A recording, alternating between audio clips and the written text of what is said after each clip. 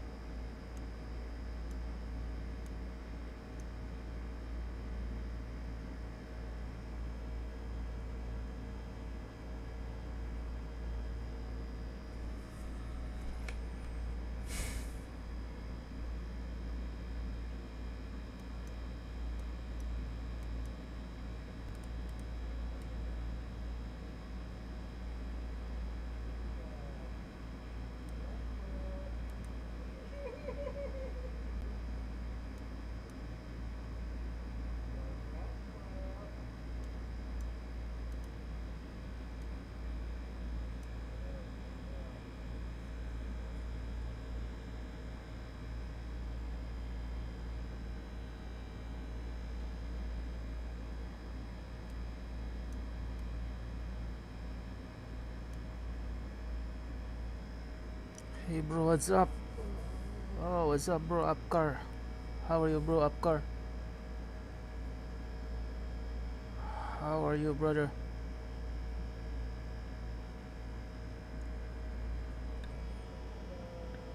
You're wasting time? Queen e7. Oh, I have Queen e7. Yeah, it's checkmate guys. Queen e7 is checkmate, right? There's no other... There's no way you can defend this, right? The only one who defends this is the queen. The queen is from d7. The queen is from d7 and then he left to... He went to d5, queen d5, and that's it. That's checkmate, right? Anyway, this is... It's checkmate, yeah. It's checkmate, right? No one is defending, only the king. Only the king is defending. Or he got some trick. If I exchange this one, he got this diagonal.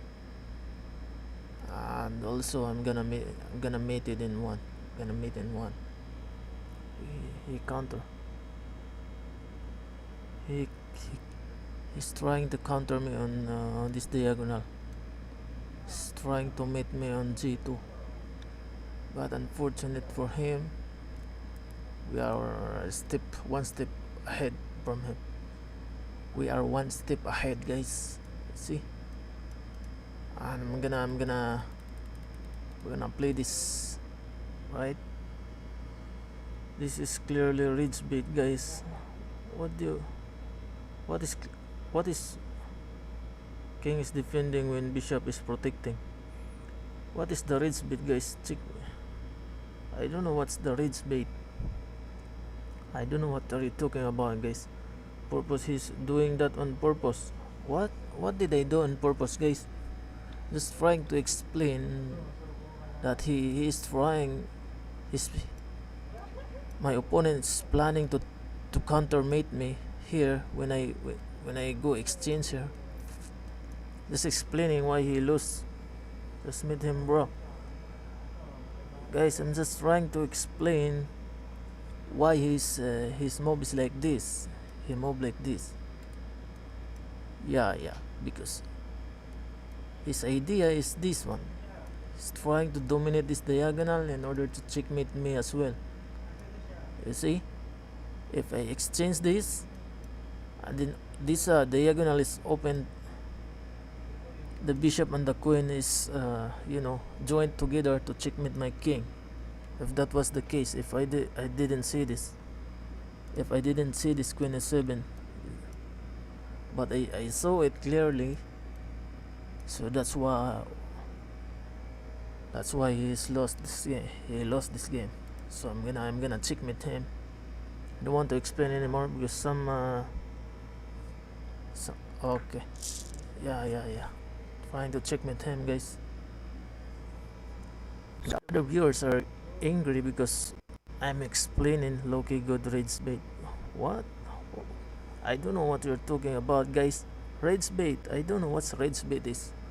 Just trying to explain the reason why he go to queen d5 instead of protecting the e7. So now let's go to another game. 7 to 10 rage bait. What are you talking about, guys? What is rage bait means? Somebody explain me what is rage bait. You're trying to explain it's literary mate. No. Yeah, there's no explanation for that move. What? No, there is always explanation, bro. Because he moved the king to d5 because he want to countermate me on the diagonal, to checkmate me on g2. That's why he moved the queen. So that's the idea of my opponent, but he didn't know I am threatening checkmate on a7 square. That's what I'm explaining for.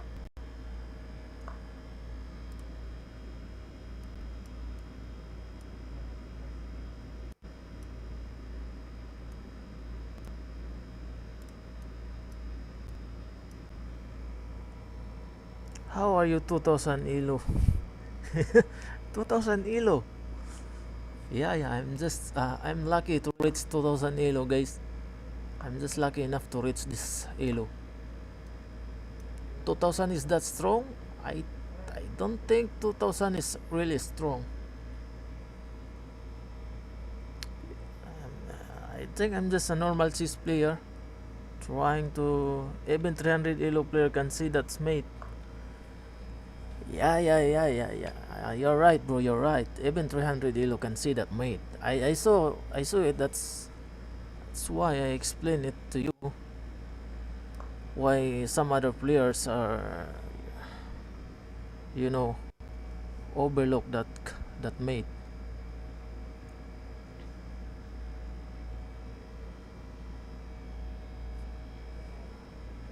Okay. Is he trying to?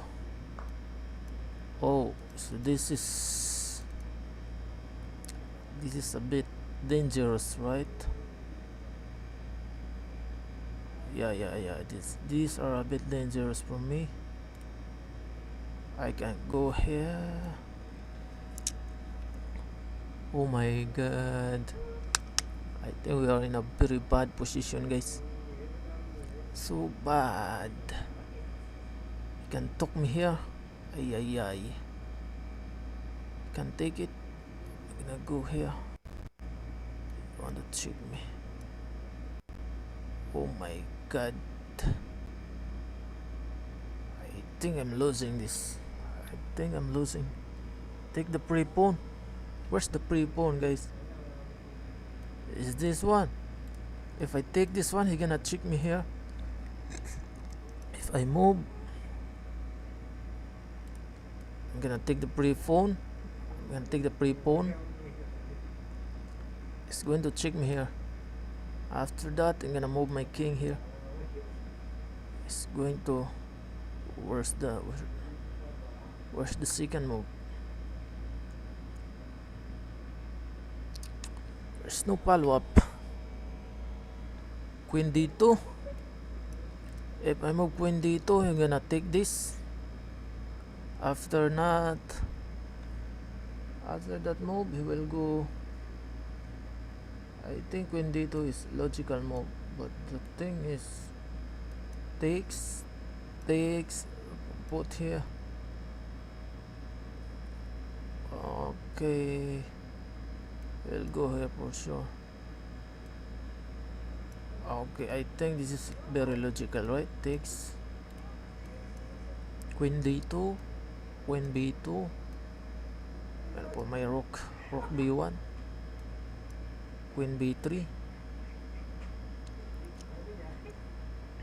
What to do next? Takes. Alright, I think winning, right? Is this a winning idea? Knight b4 attacks queen and protects pawn. If you attacks queen and protects pawn, what are you talking about, bro? So you're trying to do this. So I'm gonna attack the queen and protect the pawn. But you don't mind this one. You have this a7, a2. He can check me on a2 and that's it. I don't have the rights to castle because I am forced to move my king. What about horse e4? Horse e4.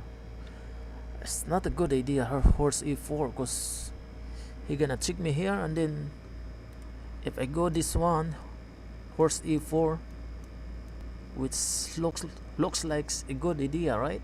But he can check me here and move his queen to a7, and I lose my right to castle. Also fork with the bishop. No.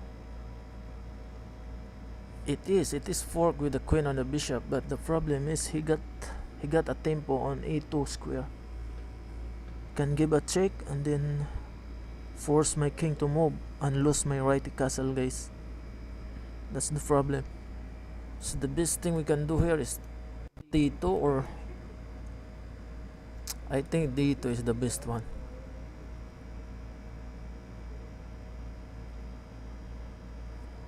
Take the knight.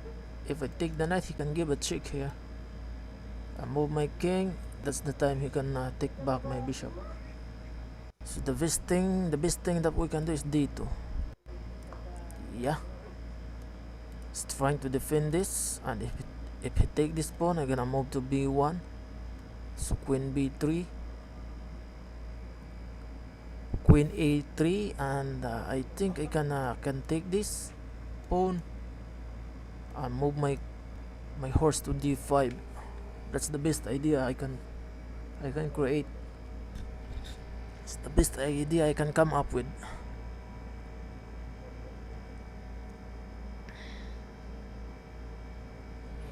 Bishop h4 is not that better, guys. I saw this idea, bishop e4, but the problem of this one is my queen is on d1, right? So he can take on b2, and as well as my horse is threatening. He threatened the horse. So it's very hard to defend the horse, because it's I think it's also a move, because I can jump it to d5, but the problem is he can take 8 and he can give me a check here. So basically it's not a good. So now this one he go to he's hanging a pawn. Yeah, he's hanging a pawn, but it doesn't matter. It doesn't help the position, guys. Your b2 pawn is hanging. Yeah, my b2 pawn is hanging, but I allow to take it. I just give it to him because he is threatening this one, which is he's threatening the f2 and the b2 square. So I give up the b2, so I defend the f2, so I can have the right to castle, guys. Now let's go to our plan. Rook b1, queen a3, takes the knight, and jump my knight to d5. Queen a3, jump my knight. No, just first takes the knight, jump my knight to d5, threatening to fork the rook and the king. I think he doesn't have the time to castle.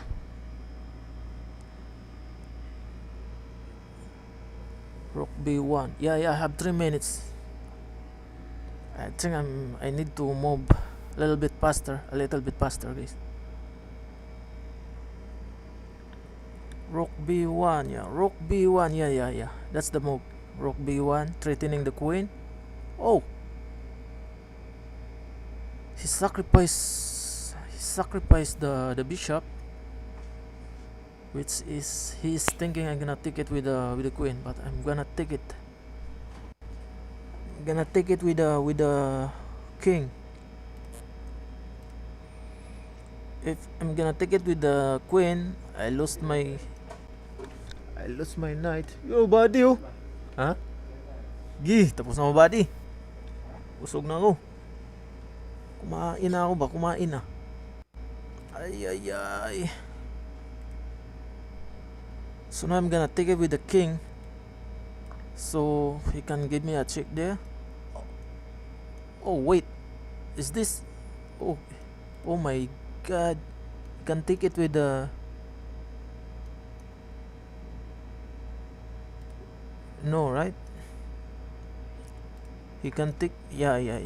But the problem is. Okay. So we have this.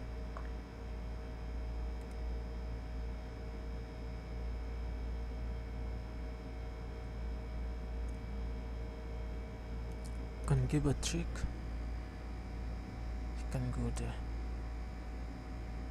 And here. There's no defense, right? Here.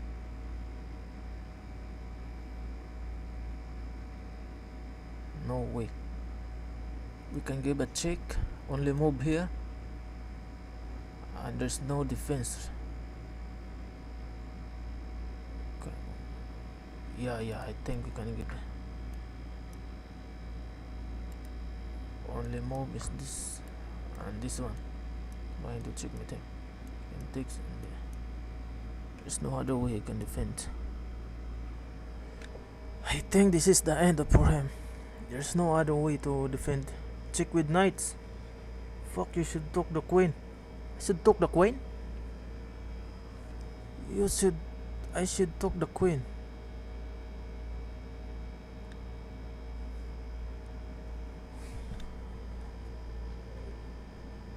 You should took the queen. Did I have a chance to took the queen? To take the queen? No, no, no. I think I don't have a chance to take the queen, brother. Yeah, and this bishop, it doesn't have any check.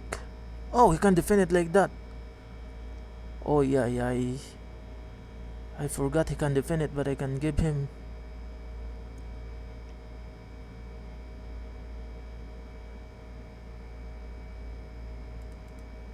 But still not. Yeah, yeah, but still losing this. He is still losing. But we can. No, no, right? No, yes, we can have this as well.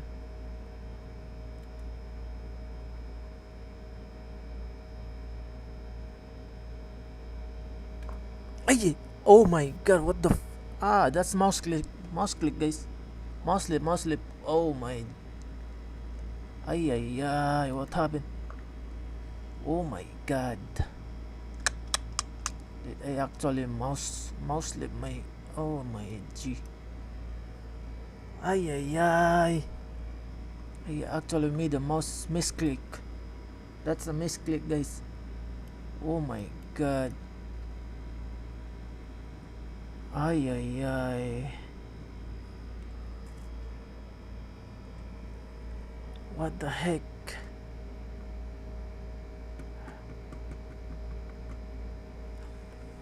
Ay.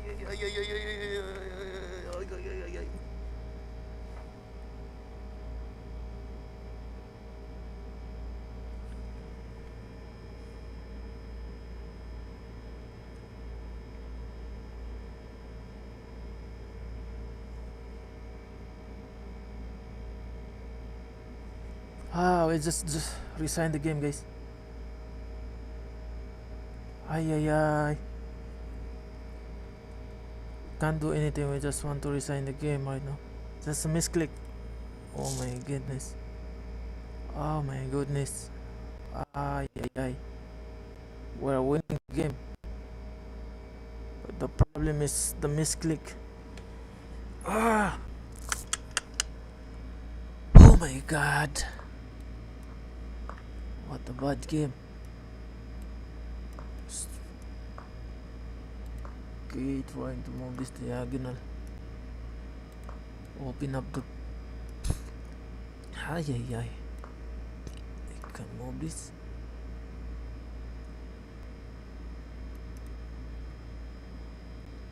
Oh my goodness. Move here.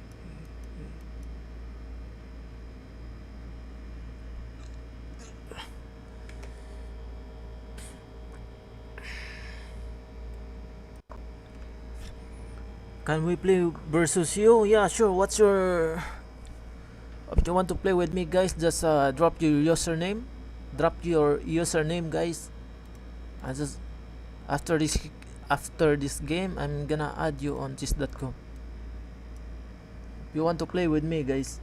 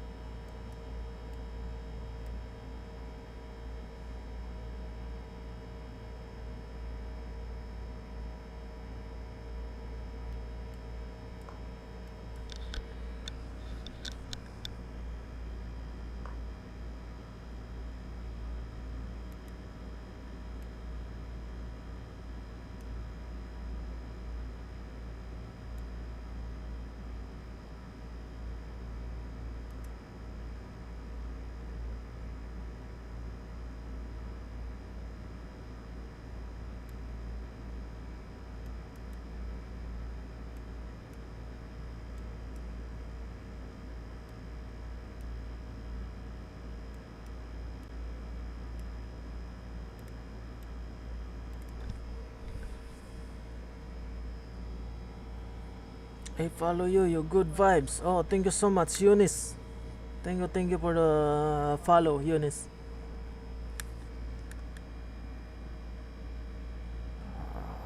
Hope you enjoy the game, guys. For those who want to play with me, just drop your username, guys.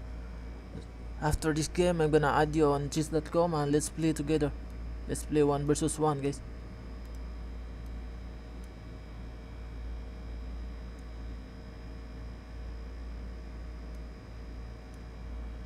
What's the idea here? There's a lot of idea. I can go here. Yeah, I think I'm gonna go for it. There's nothing you can do, right? Takes.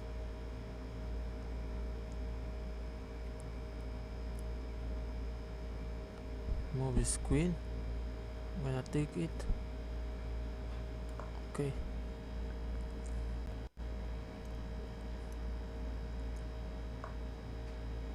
Okay.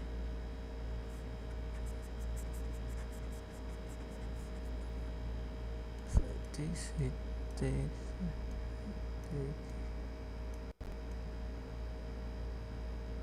No way.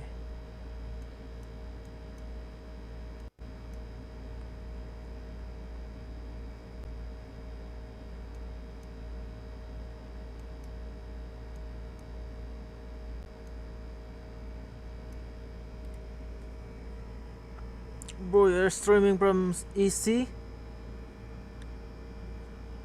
You are streaming from EC. I don't know what EC is, brother.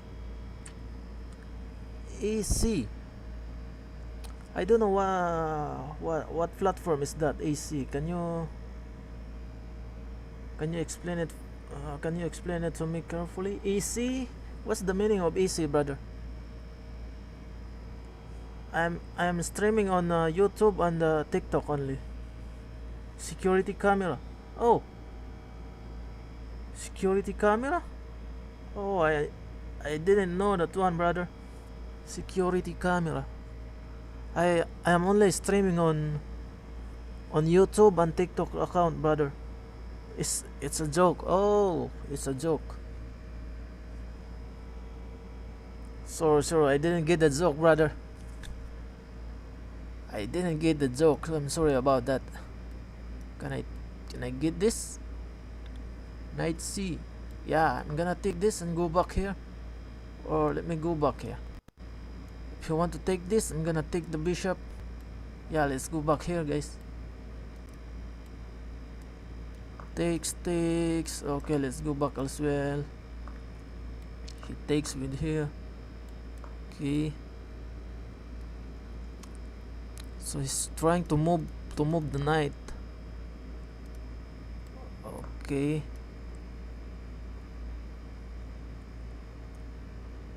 Well, we are down 4 minutes.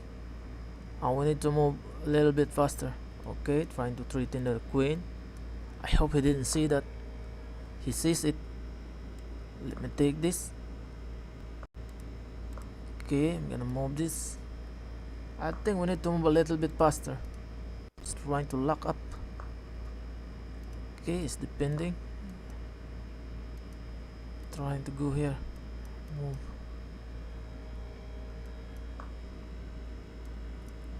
Okay.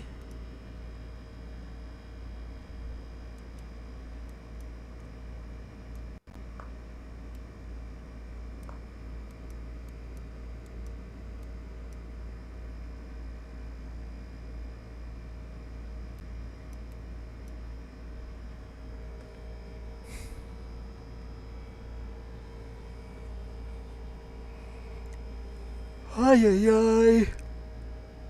Oh my G.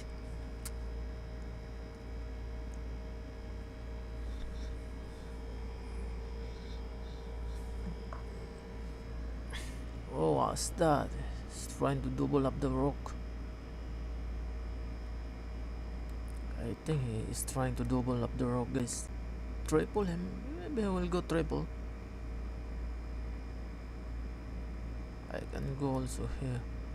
Oh, dependent triple.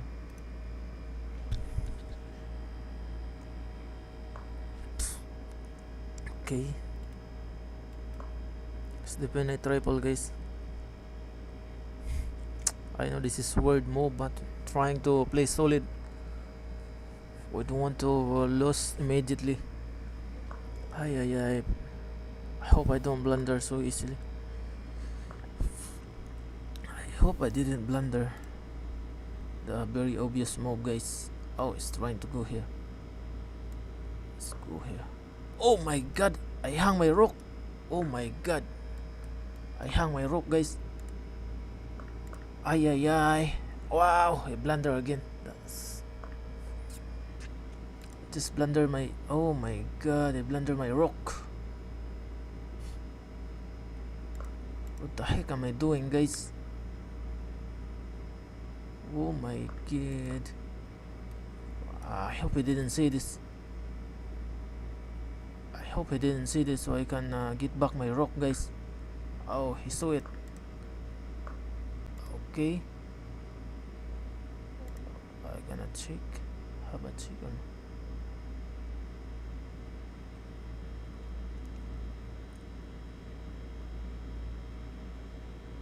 Oh, that's GG. Queen D8. GG, guys. Ay ay ay.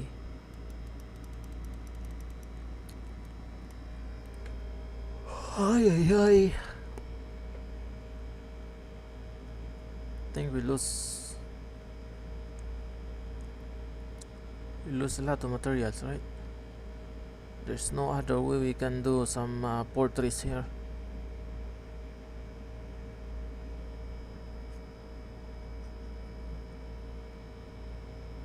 Ay ay ay, just lose the game instantly. The heck, I blunder my rook here. I should have come here. Why did I put my rook on a2, that a7? That's very unnecessary move.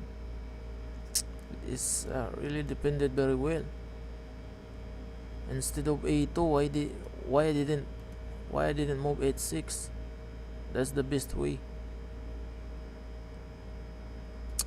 Ay ay ay, just resign the game, guys. We're very careless. We are very careless. Which means, oh my g, it's been another game. So we are trying to reach 2100, guys, but the problem is we always lose the game. And now our opponent is only 1900. And if I can't beat this guy 1900, I'm gonna go back to 1900.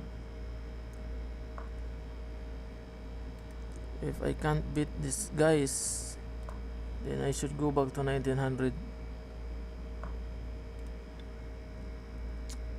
Background check with the rook king moves to h7, checkmate with the queen d5. Queen d5? No, it's not checkmate, brother. Sure? Are you sure? Checkmate with the queen d5. I didn't saw it, brother. Oh, I didn't saw it. Ay ay ay. Did I have a chance to win the game?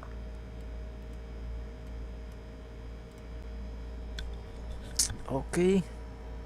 Let's try to move a little bit faster. We don't want to burn a lot of time for nothing.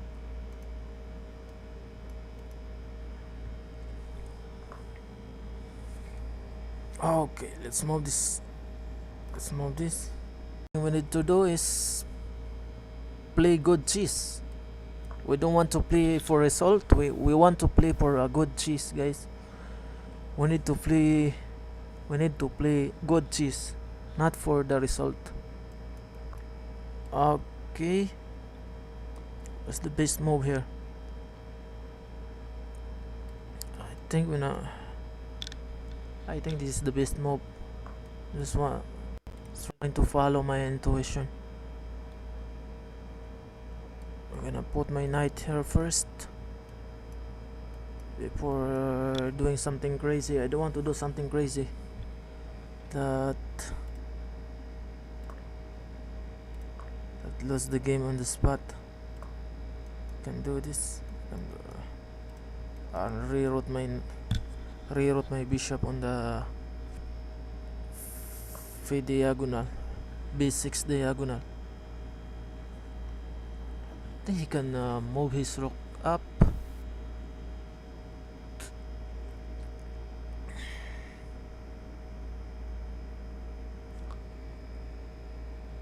Our idea is to pin this pony so I can take this pawn.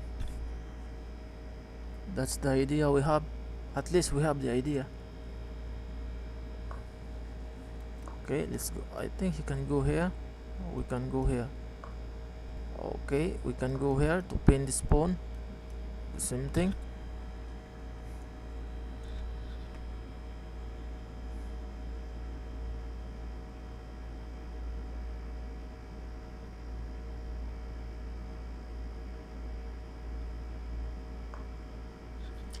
Okay, so what's the idea now? What his idea?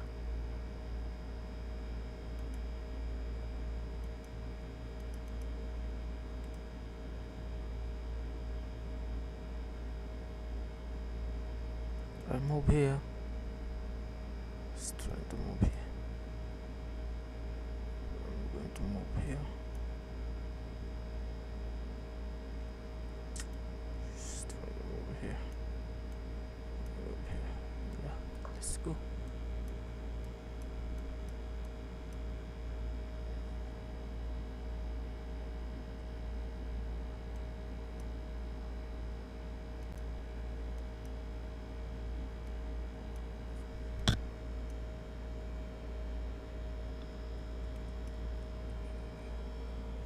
I think this is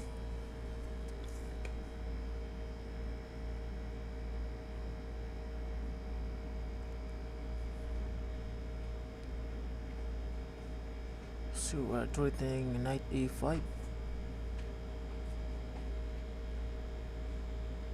Knight e5 takes.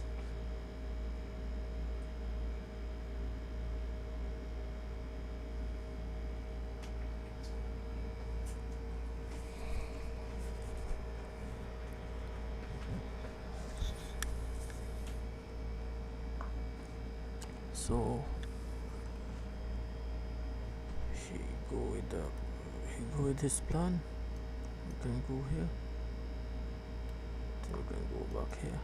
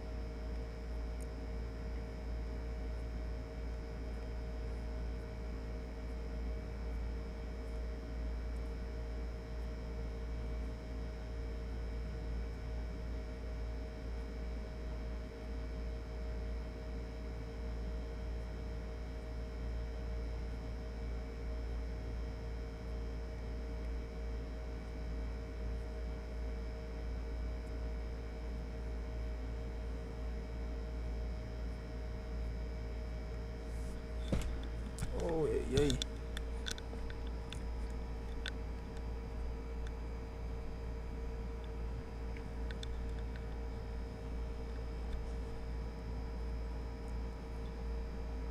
Wait, thank you for the likes. Thank you so much for the like. Wait. Thank you for the likes on my TikTok stream. Thank you so much. I hope you enjoy the game. So we're trying to reach 2100 elo right now, guys. We don't want to end the live stream until we didn't reach the 2100 elo. 2100, guys. So we, as much as possible, we need to reach to 21. So he goes for the attack.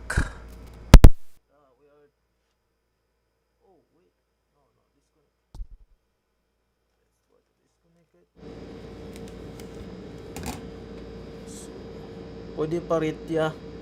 Oh, rate? Paano magpa-rate? Paano ipa-rate yan? Wait. Saan ba ako magre-rate? Okay. Dito. Dito. So I'm gonna go A7. I will go G5 for sure. Gonna block with the F6 pawn. I think he goes with the one that we're trying to think, guys. Now he will go bishop G5. Gonna move to F6. Takes. He's going to move to H6. Thank you for the like. Wait. Laro tayo, beginners lang po. Oh, sure. No problem, wait, laro tayo, walang problema. Beginners, ano bang username mo? Laro tayo.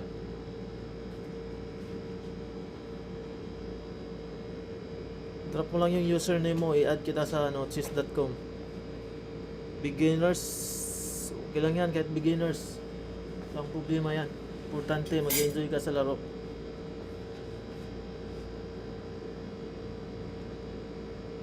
G5, G7, H6.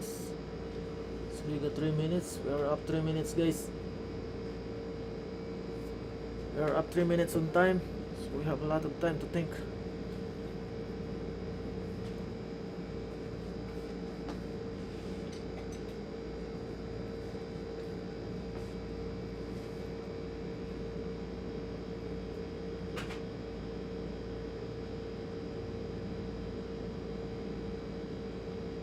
Sige.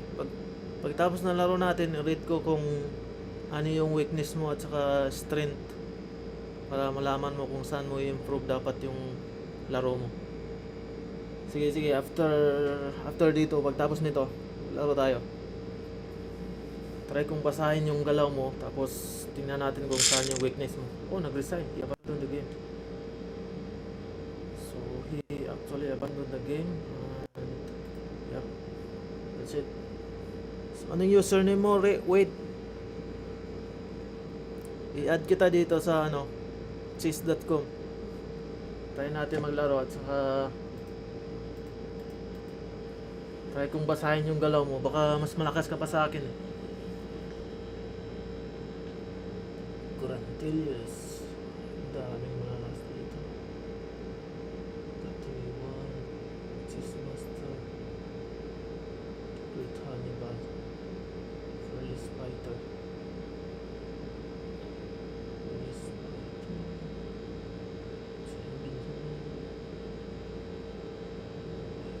Chidoro. Perak. This is Pragnanan. This guy is Pragnanan. Yeah. It's Pragnanan.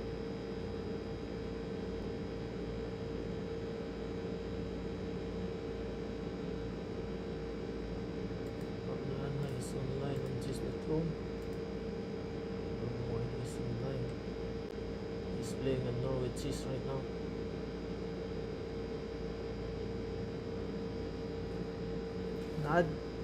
Na-add mo na ako?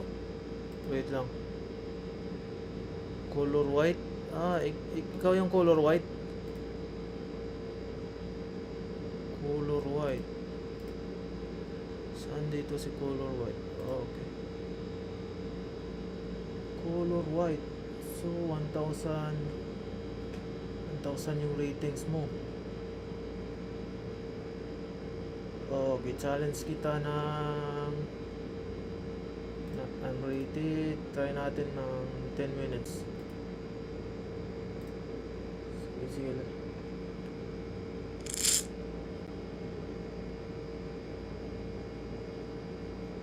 Ilang taon mo, kuya?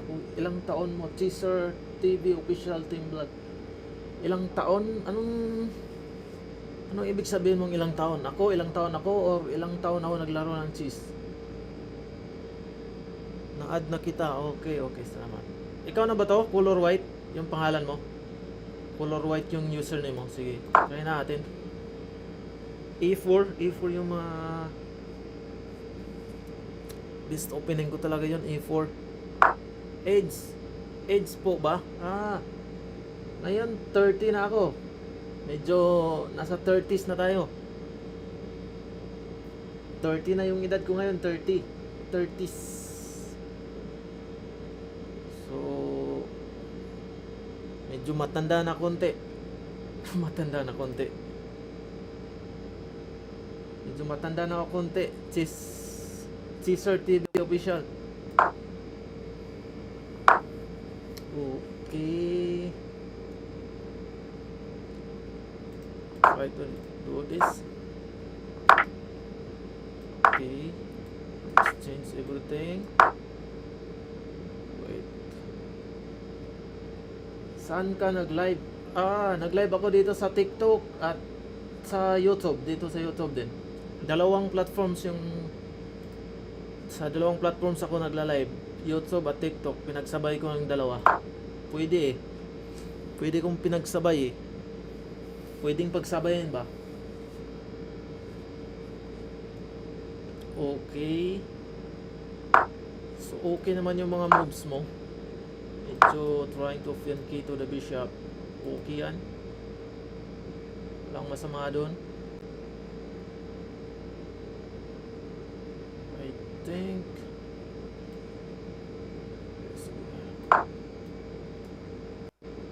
paano yun? Saan ka nagla-live? Kuya, paturo nga. Paturo nga. Gusto mo ng tutorial paano ako nagla-live dito sa YouTube at saka sa TikTok? Pinagsabay ko yung dalawang platform.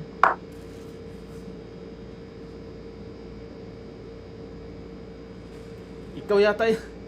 Jesus.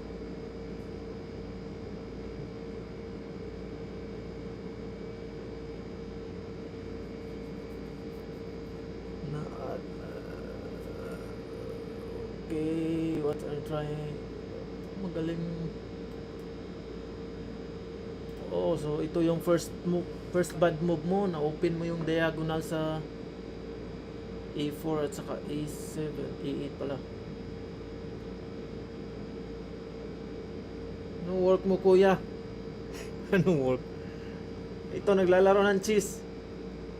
Ito yung trabaho ko, naglalaro ng chess. Okay, let's give him a check. So kailangan niya i-move yung king. So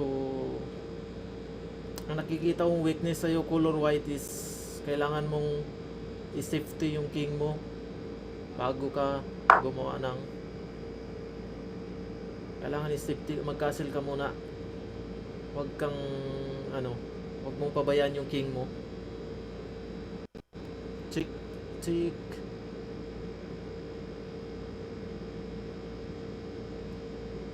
Okay, so ngayon hindi ka na makakapag-castle.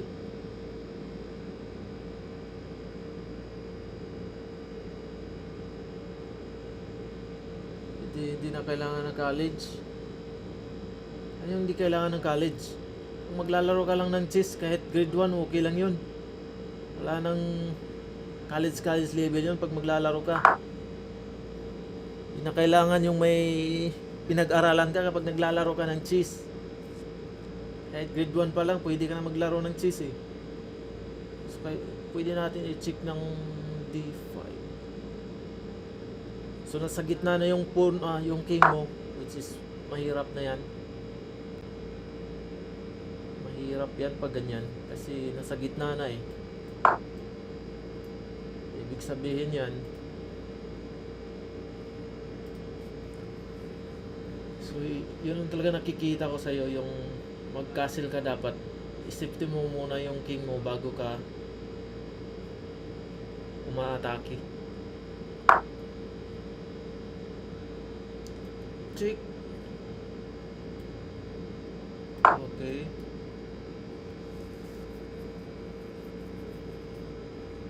Nasa gitna na yung king mo eh. Nabablock mo na yung bishop mo. Nablock mo yung bishop mo. Tsaka nablock mo na Okay din naman, di ba? Check.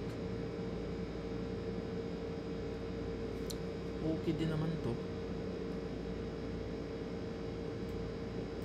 Kain with the queen.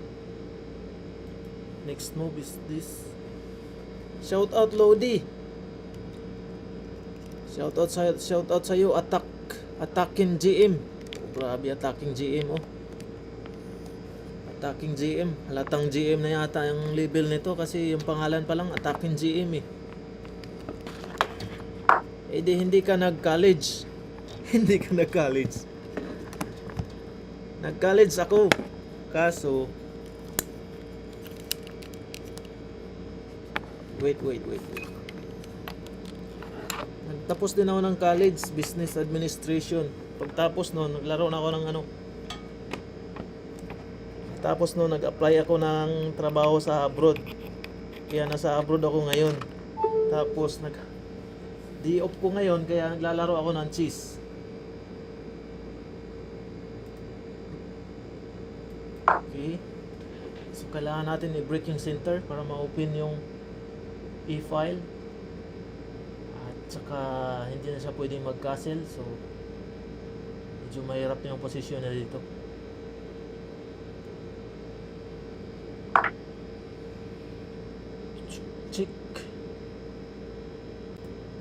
Check natin.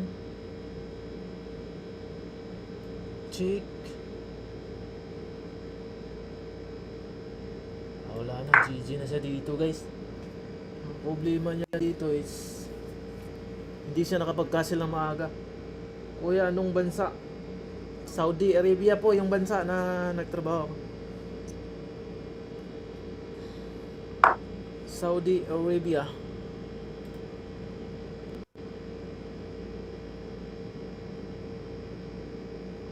Okay, dito tayo. Winlist na siya. Ibig sabihin, mamamati na natin siya. Why not rook takes? Rook takes is not a bad move, but anong work mo dyan? Yung work ko dito is service crew. Waiter lang yung rook ko dito. Rook na nun. Work pala, waiter yung work. So queenless na siya, which is winning na tayo, guys. We are super winning. Baka magre-resign na yung kalaban natin. So, yung weakness niya talaga, hindi siya nakapag-castle ng maaga. Kaya doon natin siya nadali, guys. Hindi siya nakapag-castle ng maaga eh. Yung king niya nasa gitna pa, kaya na-atake natin. Ilan sweldo mo dyan, kuya? Nako, mura lang yung sweldo namin dito. Nasa ano lang. Ngayon, mali na naman yung moves niya. Check natin. Punta siya ng G8. Kakainin natin ng E7. Uy, ilan po sweldo mo po? Ilan sweldo mo? Konti lang yung oh! Mati tayo, guys. Backrank checkmate. Oh my god. Yung nanalo pa siya dun. Gagi, ang galing. Nanalo tayo, guys. Oh no. Uy, GG. Gagi, ang lakas mo pala, color white. Grabe, ang lakas mo ah. Pinartidahan mo ba ko? Walang queen ah. Patay tayo dyan. Tanong kasi ito si Caesar TV eh. Guys, nadadali tayo sa mga tanong mo dyan, Caesar TV. Yan tuloy, di ko nakapag-focus. Talo tuloy sa backrank, mate. Di, malakas talaga, malakas. Malakas talaga to si color white. Kahit 1,000 lang yung ratings nito. Plain not luwas. Salamat talaga sa lahat ko. Ang lakas mo, wala kang weakness, color white. Lakas mo. Kuya, mag-live ka dito palagi. Manood ako. Wag ka na. Natalo ako dahil sa tanong mo eh. Ginawa mong interview yung eh. Di, joke lang, joke lang. Talagang na ano ako doon, nawala sa focus ba. Nadali ako sa background mate. Ba't ko ba kasi kinain ng rook? Ba't ko ba kinain ng rook yun? Hindi pa ako naggawa ng H3. Ay ay ay. Kahit talo mayroon nawala is nawala early cast yung castle at queen ko. Yung strength at weakness mo, yung ano lang talaga. Yung dapat mag safety mo yung king mo first. Yun yung priority mo sa early game. Dapat safety mo yung king mo. Saka sa middle game, ay sa middle. Yun na yun yung unang na ano ko sa'yo. Nakita ng weakness. Pero magaling ka naman sa middle game na. Nagawa mo pang i-checkmate ako i-backrank checkmate. So ibig sabihin magaling ka na sa middle game. Problema sa'yo is opening. Kailangan may opening repertoire ka. Ibig sabihin nun, dapat may isa kang opening na magaling ka na dapat dun. Alam mo yung lahat ng mga variation para hindi ka na mag-isip sa opening pa lamang. Alam mo na yung mga dapat i-move mo.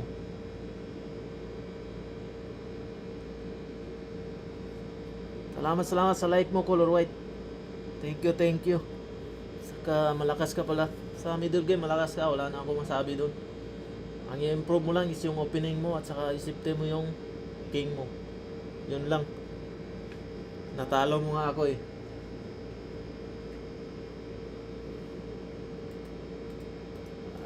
Ay. Okay.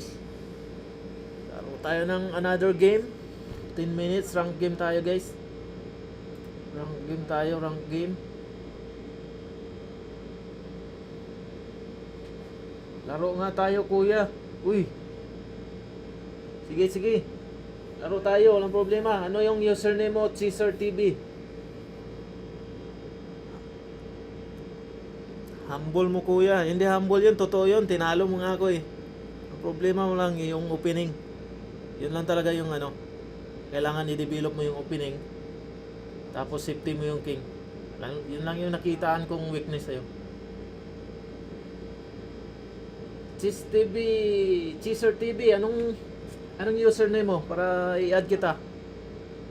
Maglaro tayo ng Cheese. Tingnan natin kung malakas ka ba talaga. Last ni Color White tinalo ako. 1,000 lang yung niya ratings Tinalo niya 2,000. Grabe. Sulit talaga si Color White Tsamba lang yun, wala focus mo Tsamba lang yun. Hindi tsamba yun, tamang lang yun. Tamang timing talaga yun. Nasaan na yung username mo, Caesar TV? Keep fine, salamat sa pag-like ng live stream. Thank you so much for the like of my live stream. Keep fine. If you are Pawaz, thank you for joining the live stream, Pawaz. How are you guys? Welcome to my live stream. I hope you enjoy my live stream, guys. Caesar TV YouTube. Ba, malakas to may YouTube channel to Caesar TV YouTube. Try natin search yung malakas kaya yata Malakas mga sar. Malakas mga sar. Tingnan natin kung malakas ba talaga to. Or baka malakas mga asar lang. Caesar TV. Caesars TV caps lock YouTube. Caesars TV YouTube. Ito yata, dalawa pa account niya Ang dami mo pang account Saan dito? 1, 2, 3, 4, 5, 6. Caesar TV YouTube. Caesar TV YouTube. Parehas lang to. 1.6 na pala yung mo. malakas to.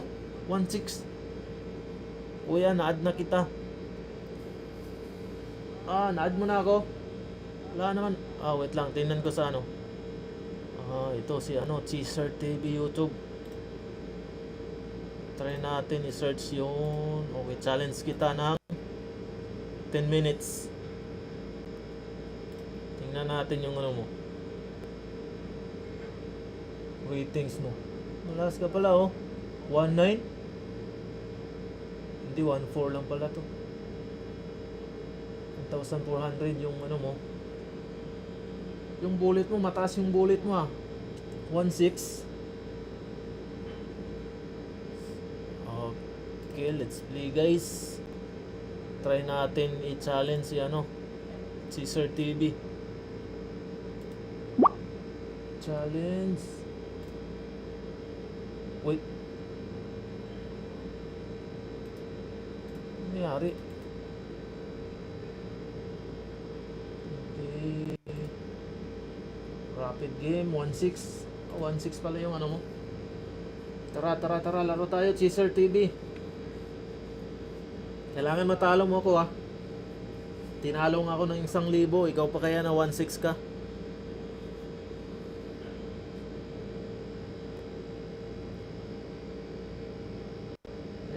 Na-invite mo na ako. Invite na kita, accept mo lang. Na-invite kita. Accept mo lang yung invitation.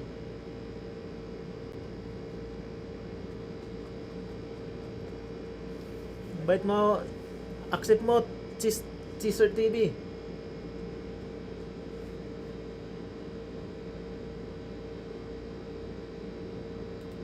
Ano yun? Rank game yan. Ano yung invitation mo? Rank yata yan, Dapat unrated.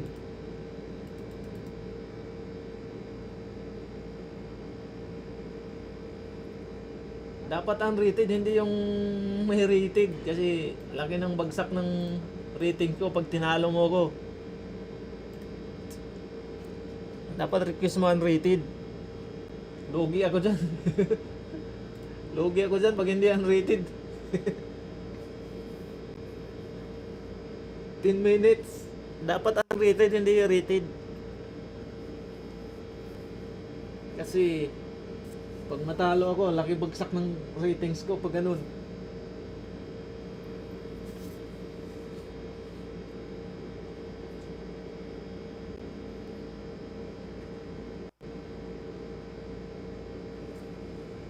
Cheeser TV YouTube.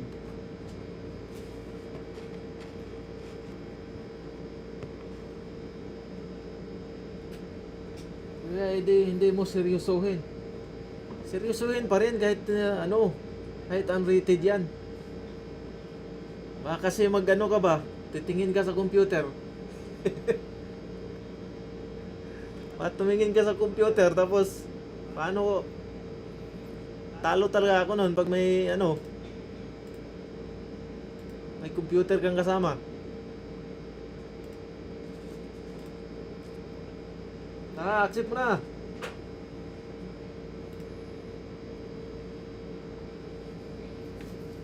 Parehas lang naman yun, rated at saka unrated.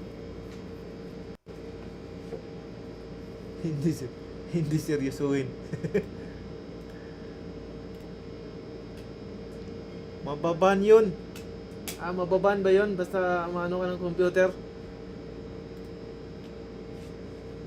Mababan yun pag ganun. Gusto mo ng rated talaga. Sige, sige, pagbigyan kita. Ratings lang naman yan pagbigyan kita sa challenge mo. Tara. Grabe, yung +1 lang ako pag matalo, -15. Laki ng bawas pag matalo ko dito -15. Pero pag panalo, 1 points lang yung dagdag. Grabe. Okay, let's try to do this.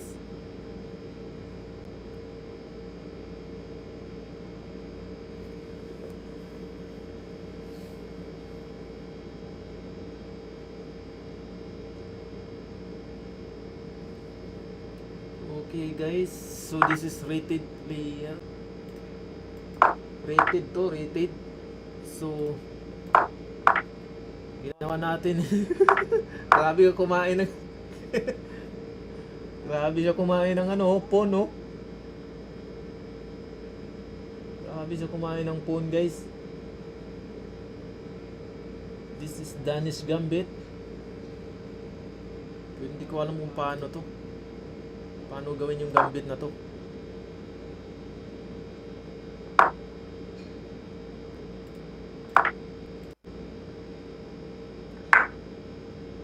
Okay.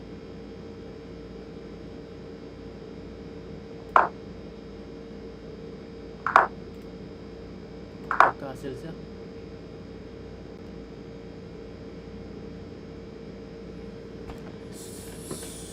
So isa lang yung logi nating pawn, right? Isang pawn lang yung logi natin. Okay, isang pawn lang yun, di ba?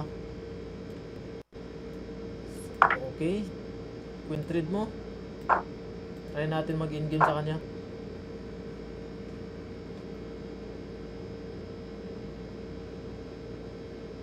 Lugi tayo ng isang pawn lang naman eh.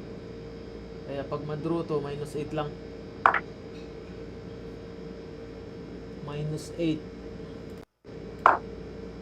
Okay, dito tayo. Hindi ko maano yung Danish Gambit na yun, oh.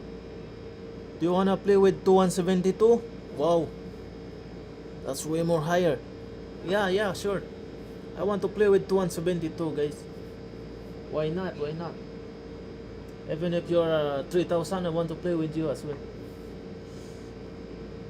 2172 is strong player. I didn't even reach that kind of level. But let me try to play with you how sharp your calculation is. What's your username, bro? Let's play next game. I just want to try how sharp your calculation in terms of ratings. You are higher than me. Let's see if I can still keep up with you, because you are higher than my ratings, which is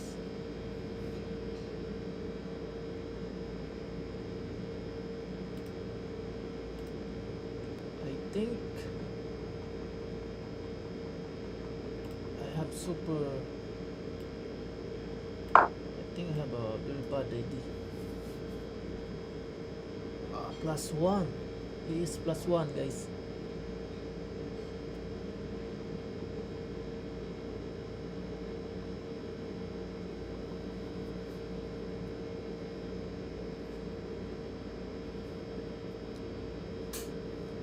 Okay, sa add 77 Okay, I will try to add you later after this game. Let's see if I have a chance to you.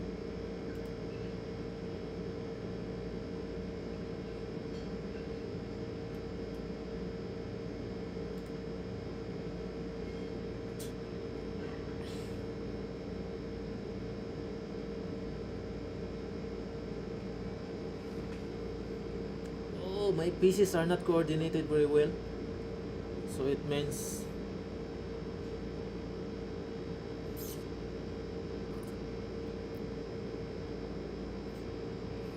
in the worst case scenario, we're trying to beat him in the time.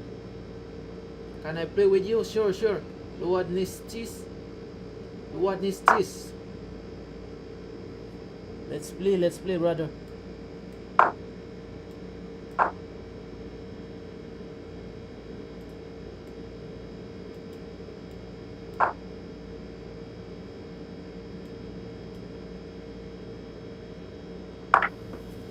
Okay, took it with the knight.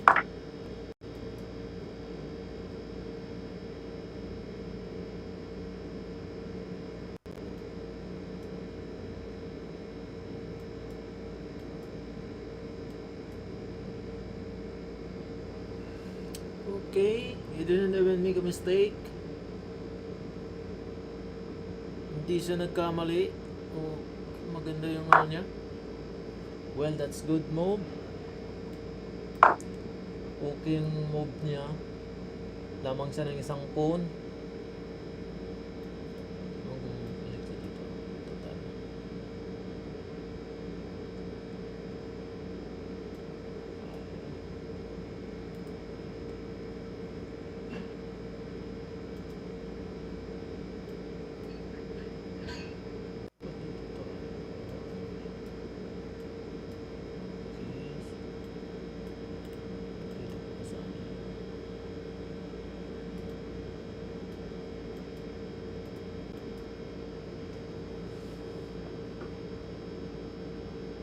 You added me. Oh, thank you so much, brother. Thank you for adding me, brother. Oh, this is no.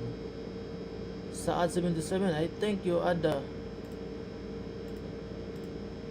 I didn't receive any request, brother.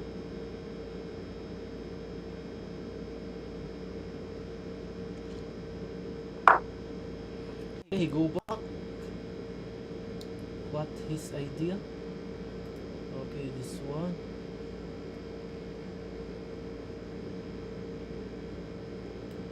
Okay, let's try to take this.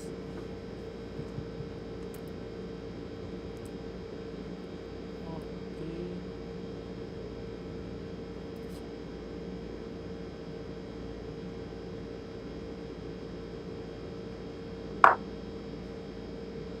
Well, that's good idea.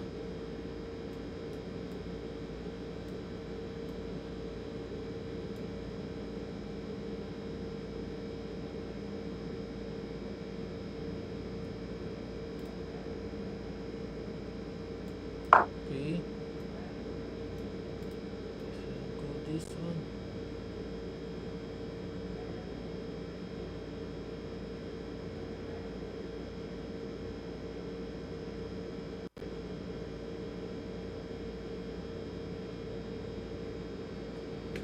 So this is a complicated idea right now.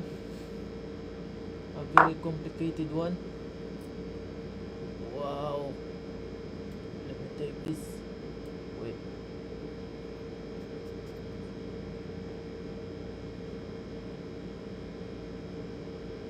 Takes.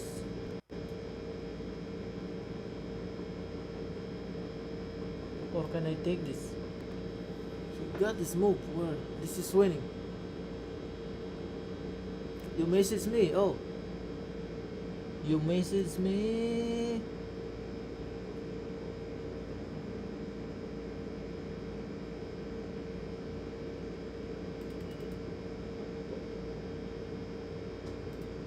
Oh, I didn't receive the message.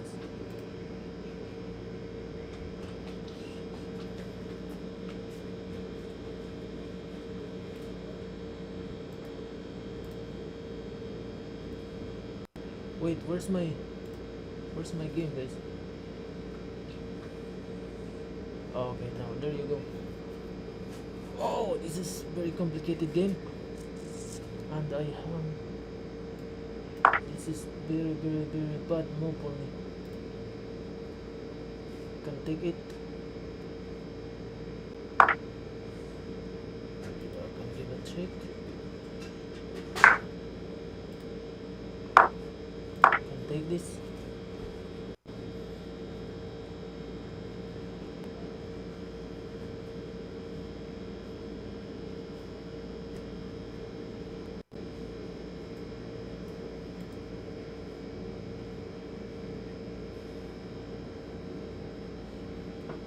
G4. Yeah, rook G4 and check.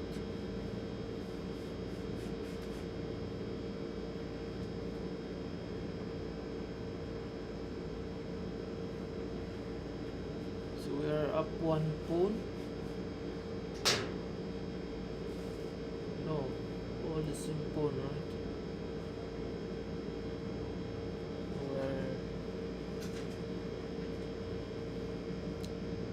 We have bishop and the horse for one rook. It's a little bit. Two pieces for one rook. Two minor pieces for one heavy pieces. One heavy piece. not bad. Not bad, guys. Check. Oh, is this a mate? I think this is a mate, guys. Check. No, not really. Check. You can block with the bishop. Check. That's mate. Alright. You go with this move.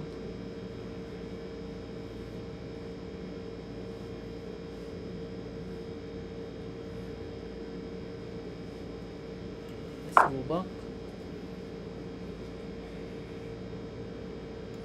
Oh my, ay ay ay. Now this is losing, guys.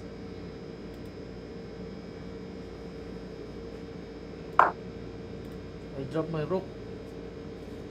I dropped my rook for no reason. Wait, where's the best move here? What is the best move here? Taking the bishop, right? Oh my god. I think taking the bishop is the best move.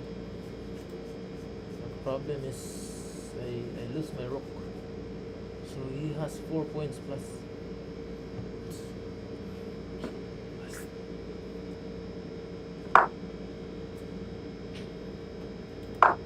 Still not clear. Still we can have some counter play. We can still have counter play, guys.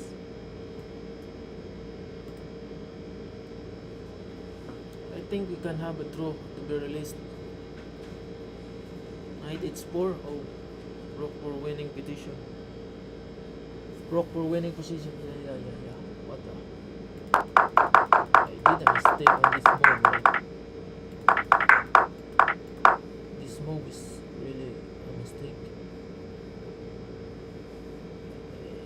I can take the bishop, but I didn't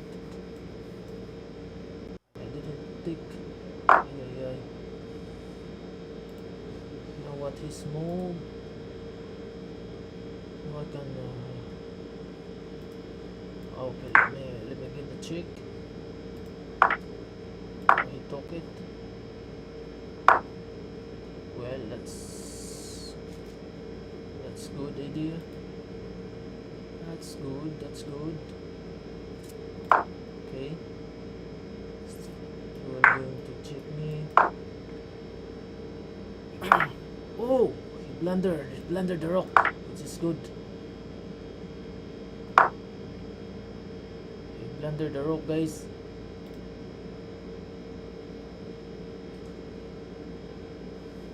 Okay, now he cannot cross with a white square.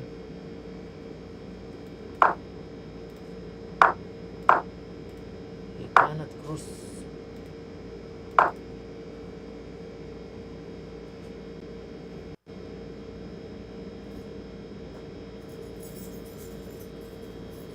You should take f7 before knight.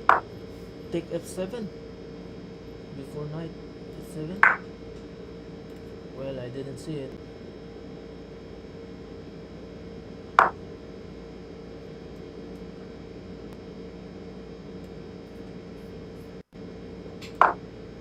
So we are super winning now.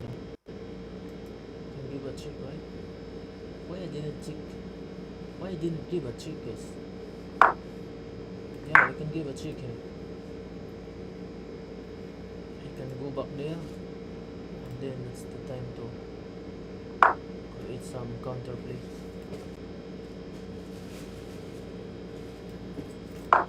Move this. We are winning. Yeah, this is winning, guys.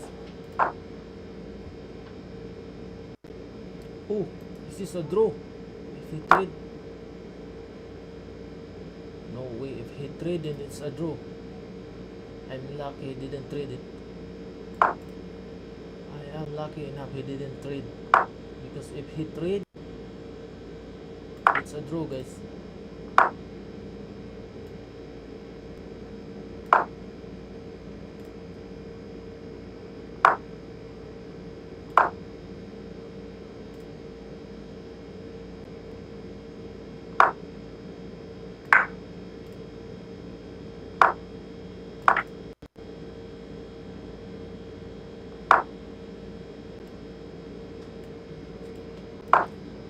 we are winning, guys.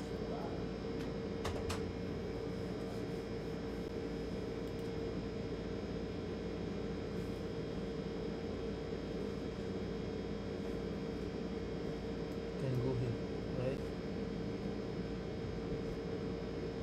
With the chick. That chick.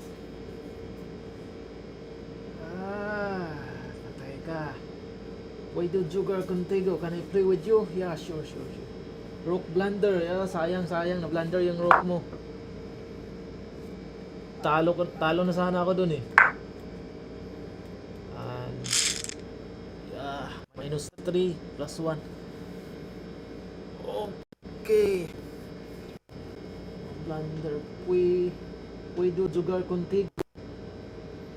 Wait, unahin mo natin tong 2-1. It's 4. Saad 778. Let's go, brother. I want to play with a higher rated player.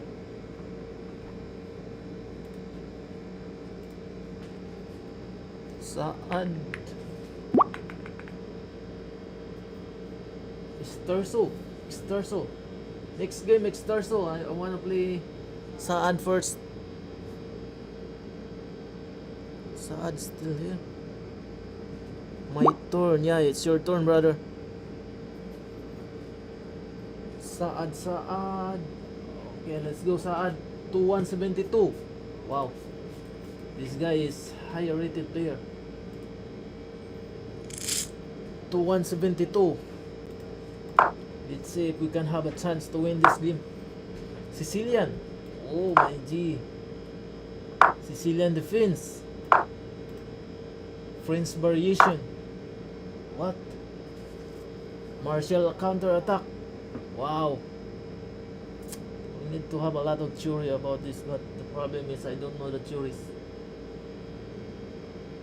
Sicilian defense, martial counter attack. It means he knows this line very well, and I don't think what we need to do is it's very hard to trade, right? Gonna move here, put there, takes.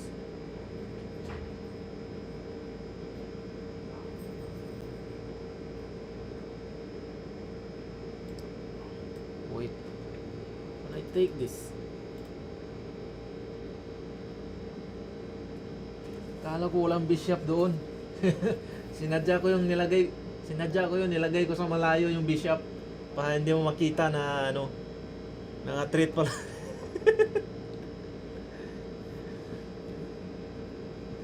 Ayun yung problema pag medyo nasa 1000 level ka pa lang, hindi mo makita lahat ng may depensa pa lang bishop doon.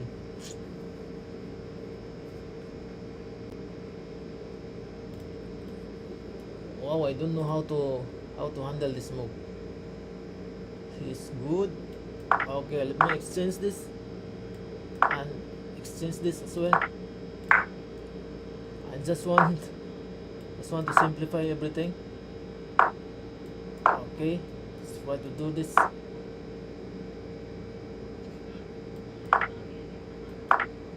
Give a check. Let's go here. Alright, let's go here. Let's try to manage to attack this guy. This guy is very good. 2100, almost 2-2. 2023, yeah, he is good. He is super good.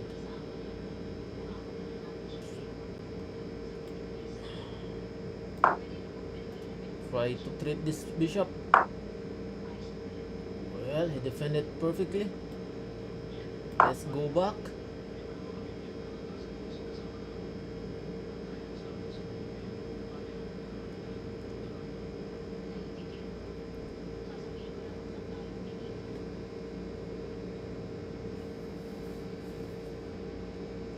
Luad Nistis.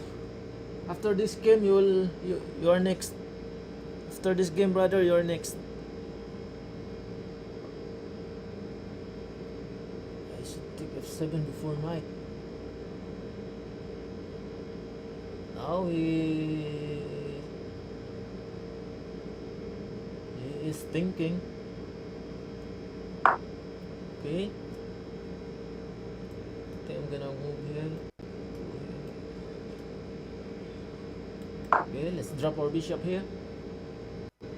We don't want to trade our bishop so easily. Okay, that pawn push is good.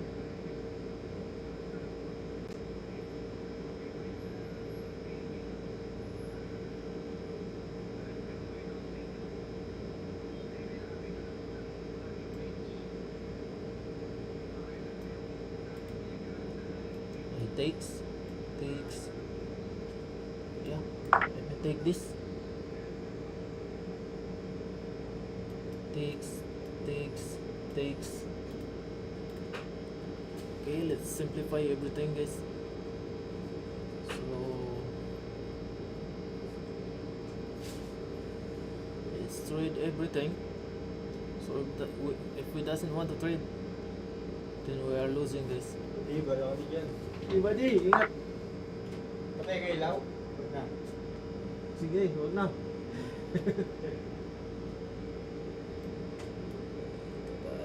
Chick. Let's move here.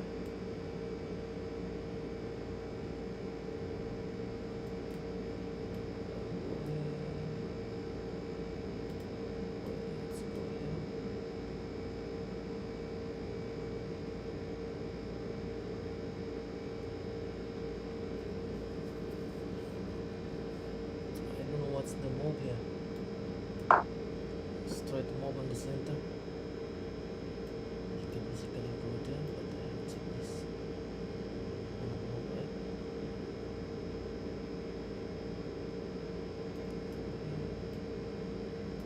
Is this a move?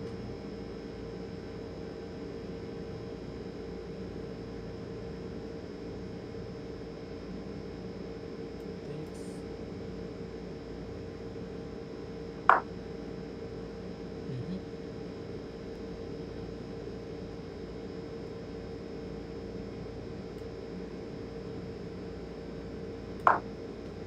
Okay.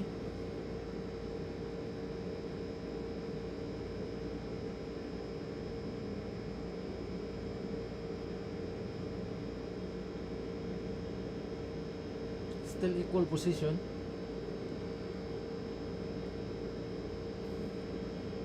So we are still equal position, guys. Okay. You went there. So what we are trying to do, threatening this diagonal. Well, he was going to checkmate me.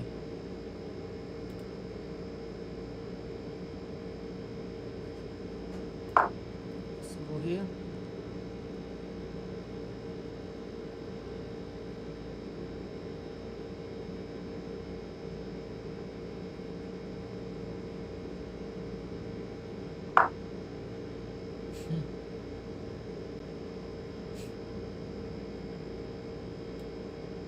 Okay.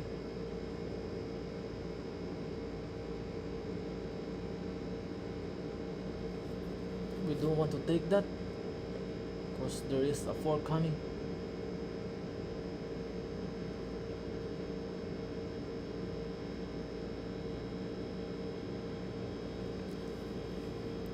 So he is higher rated than us, so it means we need to be extra more careful.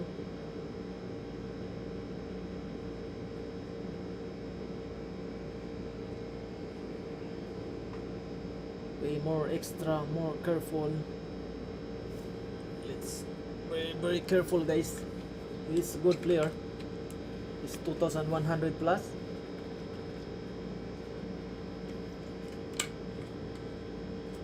Let's see if we can have a chance to beat this guy.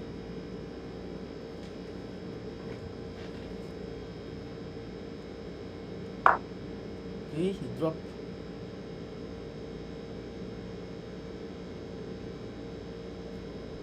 drop to... Wait, can I move here? Yeah, let's go move here. Takes. Okay. No, there is coin, right? Yeah, not good, guys. Takes here.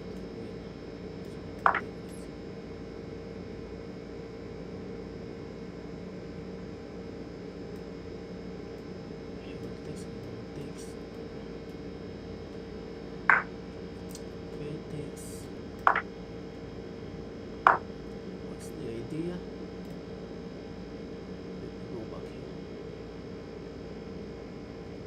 Can I go back here? Over here.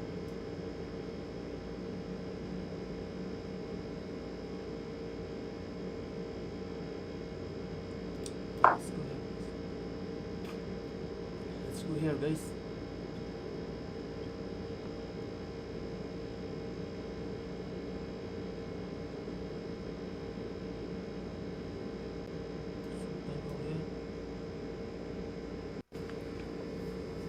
Okay, he's very good. He's very good, guys.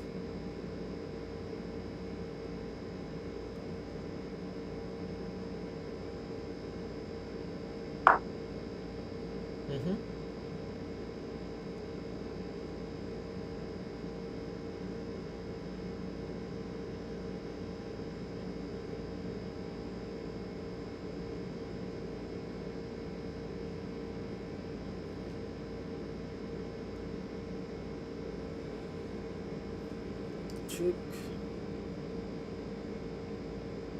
Go with the...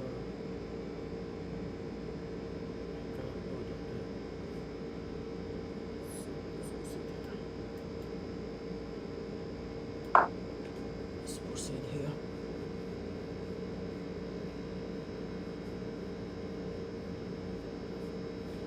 So my knight is defended too, right? It's defended by 2. Grabe ha, hindi pa rin tapos siya. Oo, hindi pa rin tapos.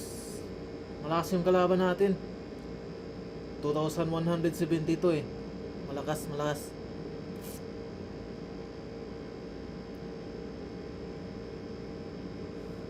Wait, did he miss this one?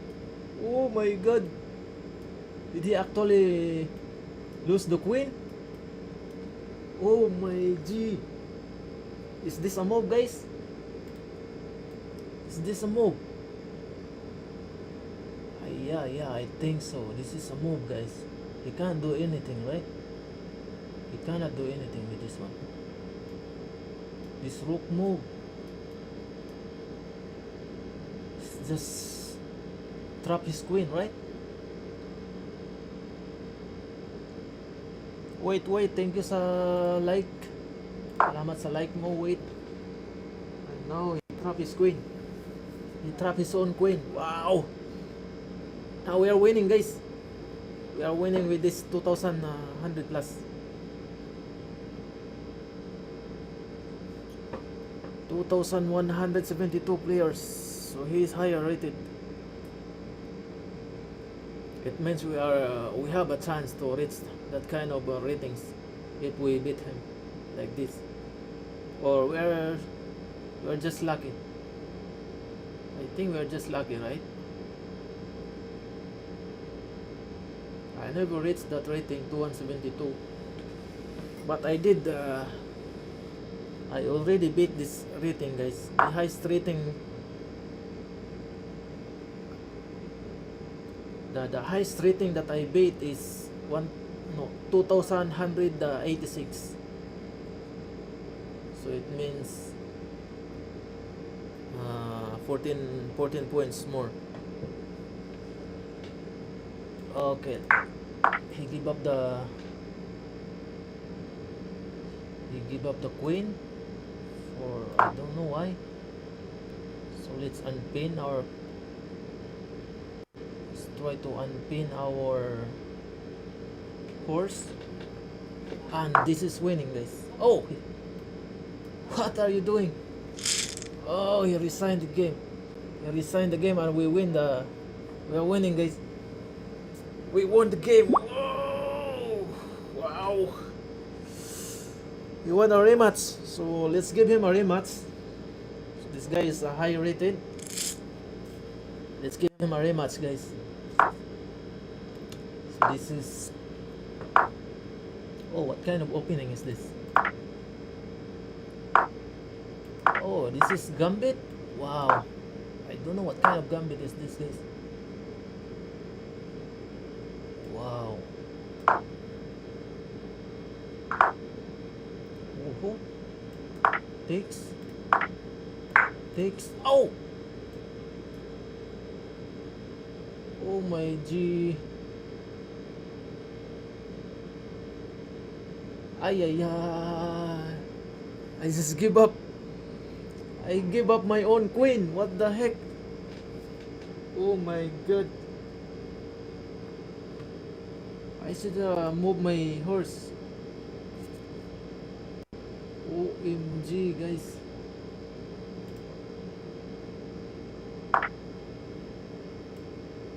Okay, let's try to play on. He's up 7 points. He's up 7 points, guys. Okay. Can go here. Give a check. Let's go here, guys.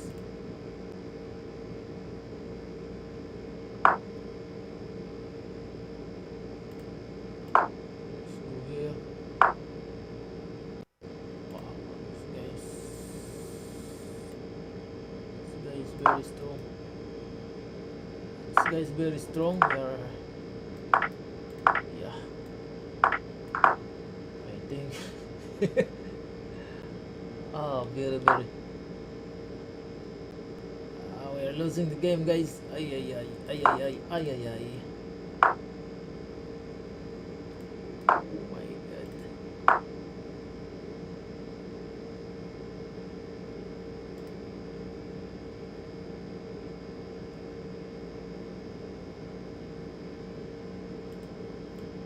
Oh my god. I just dropped my queen. Ay ay ka. Okay, rematch again, guys. Now the score is 1-1. He plays some Gambit, which is, I think.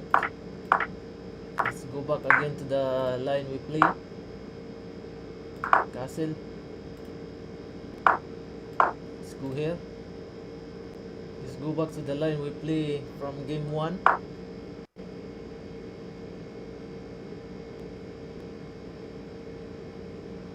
Let's defend this. Oh, what's the idea here?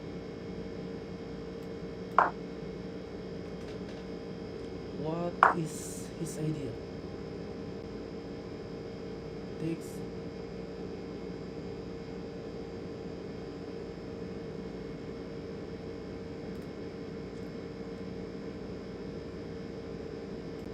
Take this. Can I take this? No, can I take this? Can I take this?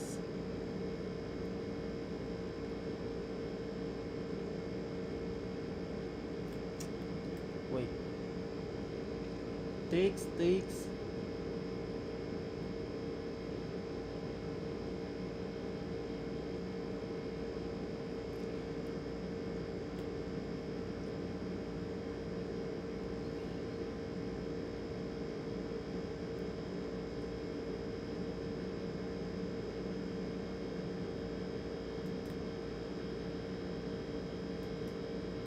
Yeah, let's take this, guys. Takes. Okay, retreat my.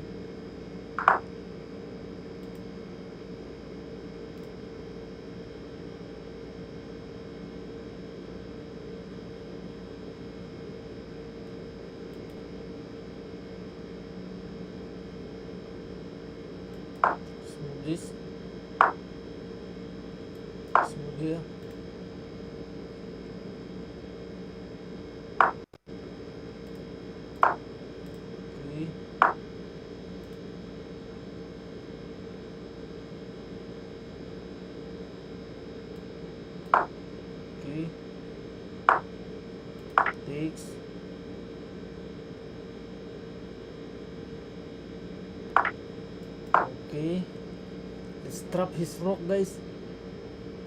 So his rock is trapped now.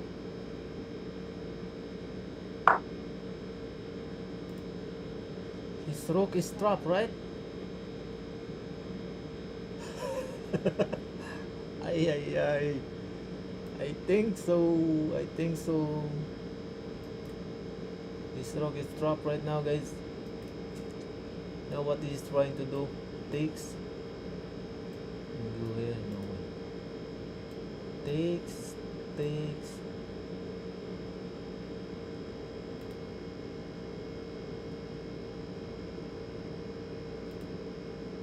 Think I can go here. Just trying to do this. Untrap it. Untrap his rock, guys. Ay, ay, ay. Now his rock is trapped on B2, guys. It's already trapped there. Why did you go there, brother? Why did you go there? Your rock is... Why your rock went there, brother? So it means he's trying to cheat me.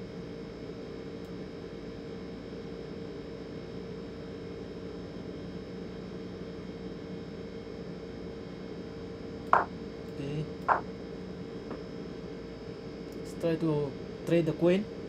If he doesn't want to trade the queen, then I'm gonna take his rook for sure. So it means he's forced to take the... No, it's not forced, right?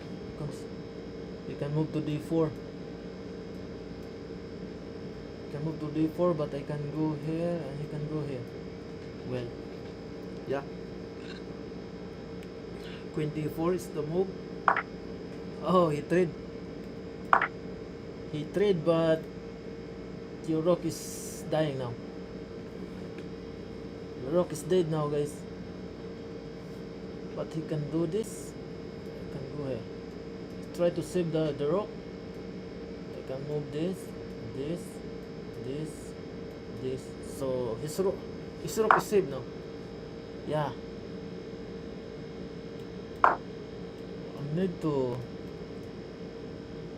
I need to walk. Oh my god. Now his rook is saved.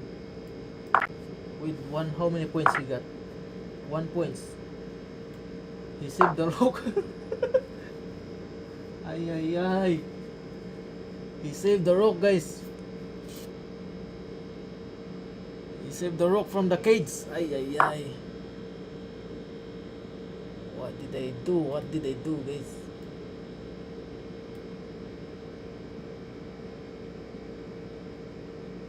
He did save the rock from the cage.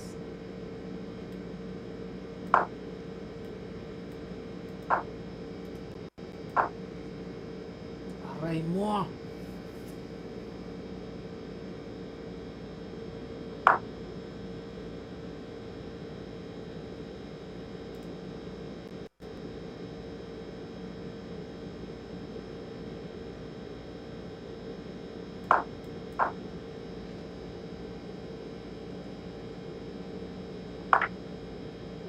What?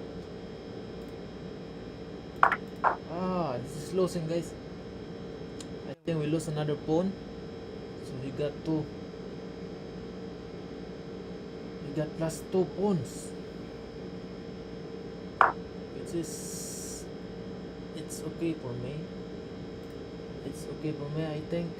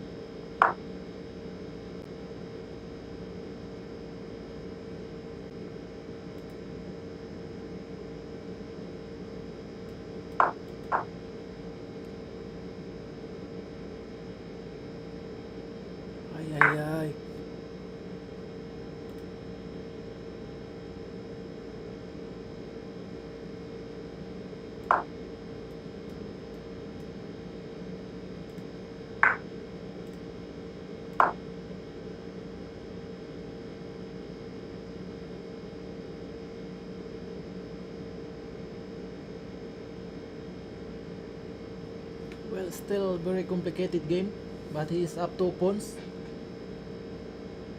Let's try to make a draw this. Let's try to make a draw this game, guys.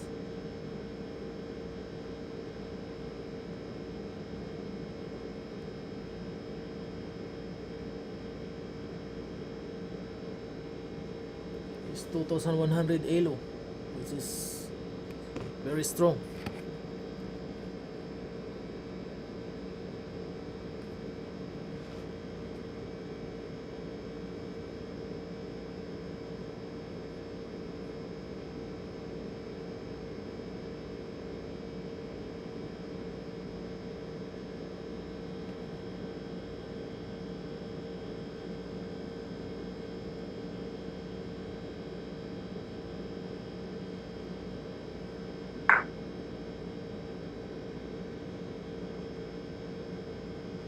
What? Why did he move that? Takes.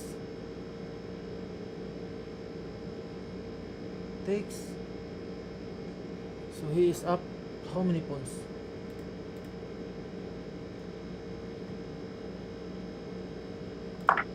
Takes.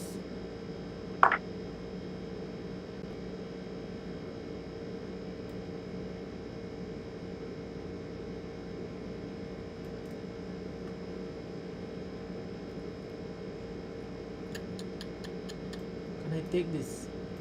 Not check.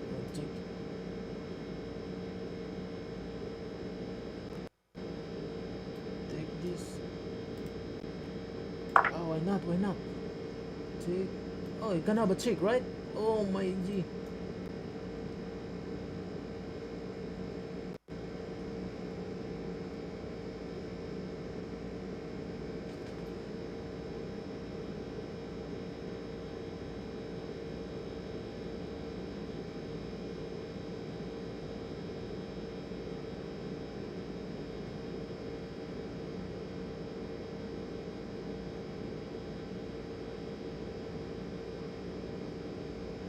So this is a very critical position, guys, in game.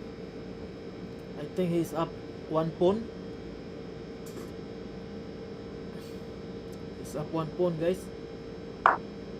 Okay, move this. He move this way. I'm gonna take this, right? Yeah. Why not? Taking that is a good idea. He's up 1 pawn, which is. I think we can draw this one. I think we can draw this one, guys.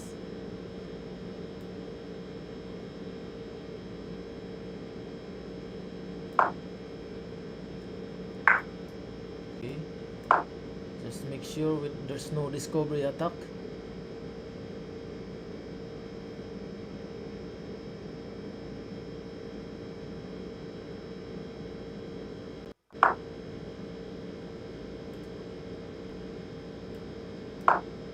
Okay.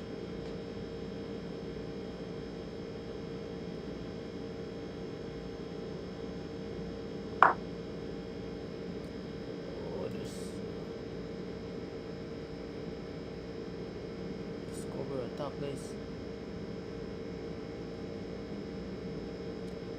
I think we're gonna move again. I think this is a draw. A draw or what? Ay. I think it's a draw, guys. Oh. So he is trying to do this. Trying to check here.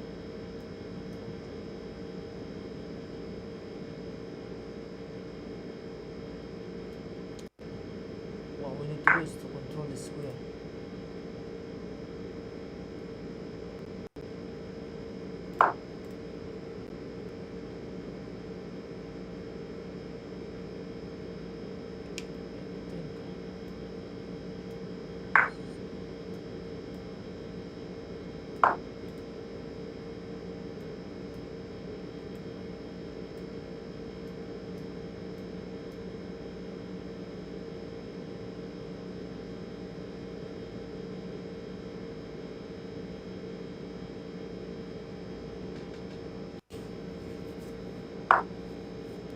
So the time is still the same.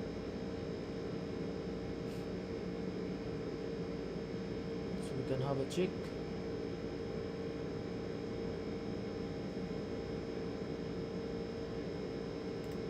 Try to give a check, guys. Okay.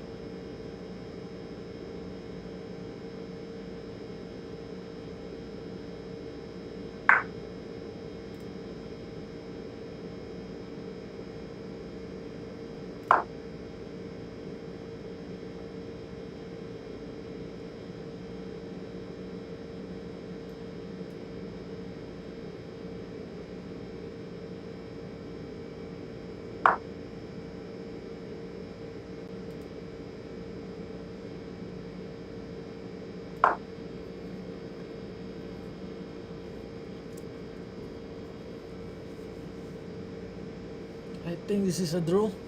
There's no other way to. Yeah, it's a draw, guys. Okay. It is draw, right? I can't go there because you got check. So we go here. Check.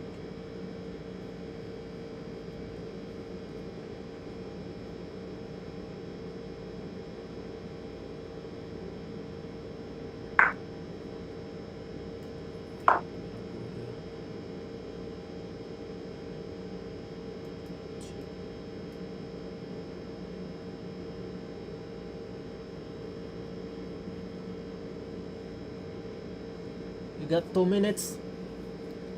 So this is draw, guys. I think this is a draw. A possible draw game. Well, it's not that easy, right?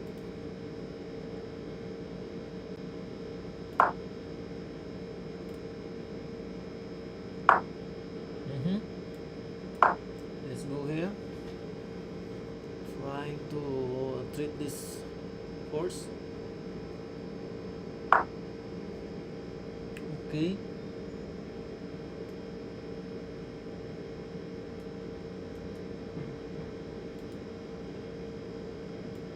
Let's go back here.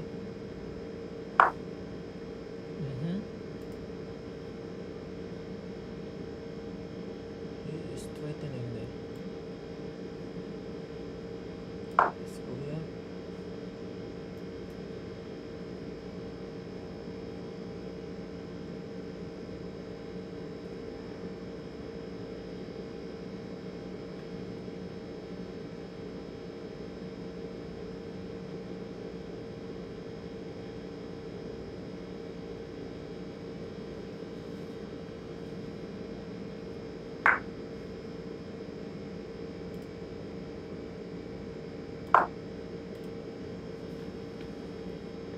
Okay. There's no way to check him, right?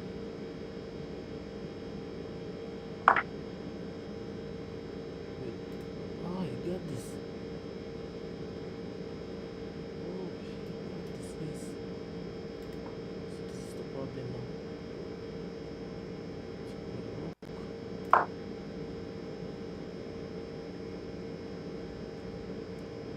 Let's see if we can hold this. Yeah. Let's try to hold this, guys.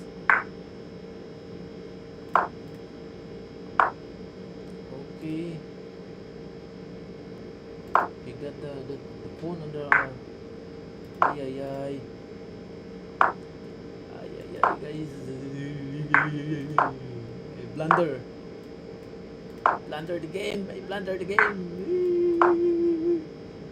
You have 47 seconds. Let's see if you can do this. Let's see if you can manage to mate me. You are 40 seconds left. Or only 40 seconds left. Only 40 seconds left. Let's try. Let's try to do this.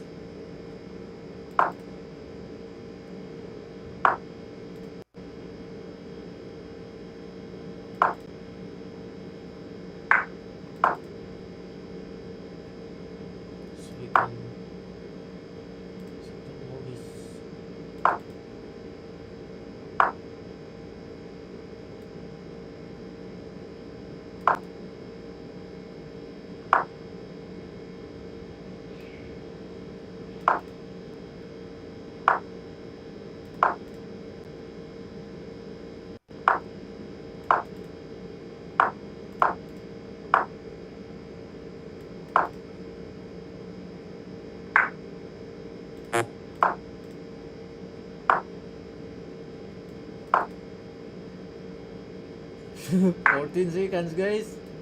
14 seconds.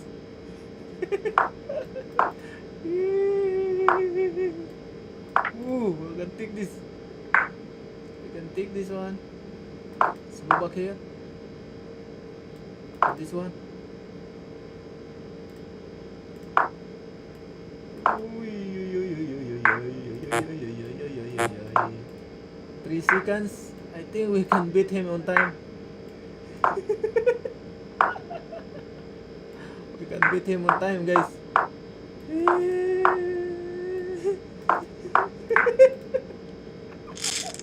We beat him on time, guys. Ay, ay, ay. Ay, ay, ay. Natalo sa oras. Natalo sa oras, guys.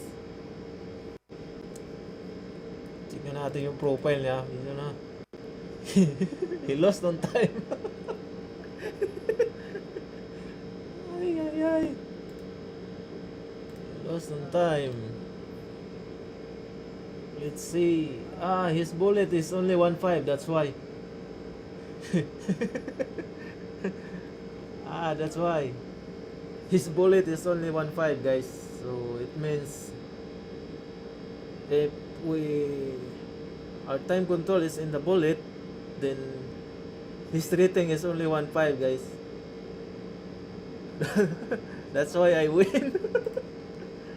That's why I win, guys, because my bullet rating is 2000.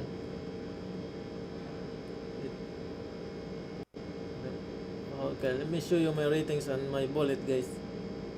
Status. Yeah. 2-1.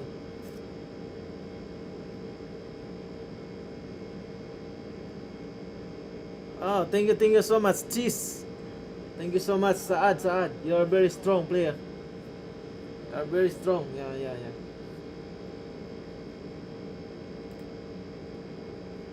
Thank you for the game. You just lost on time. But you're a very strong player. Ay. You reached 2-1. Wow.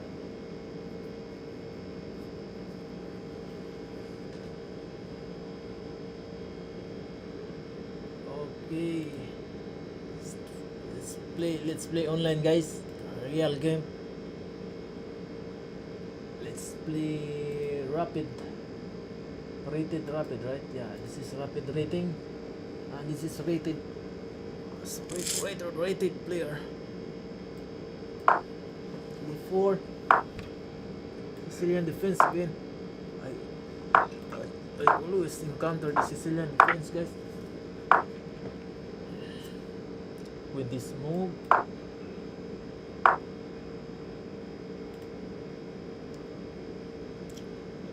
How to counter this. I don't know how to counter this, but I think this is the way. Guys. Let's move here. Okay, let's go back. Kuya, basa ka din dito, kuya. Oo. Tatawa ako sa tawa mo, kuya. Ay, saktong tawa lang. Saktong tawa ng panalo lang, guys. Wala, tinalo natin sa oras eh. Madaya tayo eh. Madaya tayo Pinoy ba? Di kaya sa di kaya sa pautakan. Dinaya sa oras. Dinaya sa oras. Hindi kaya sa pautakan eh, mautak yung kalaban eh. Kaya tinalo natin sa oras, guys.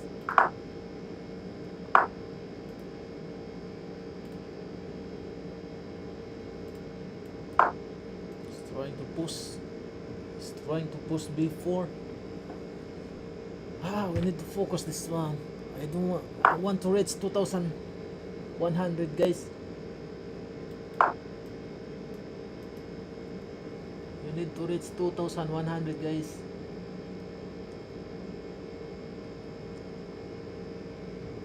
$2,100.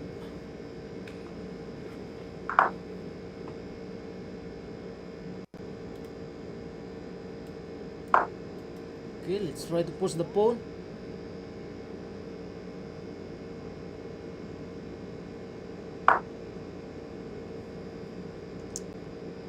Takes. Ay, ay, ay.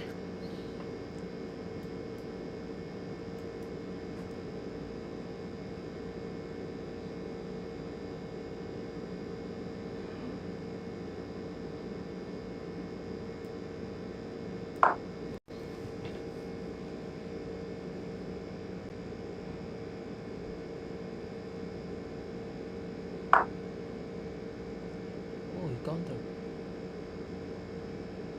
Yes, counter always.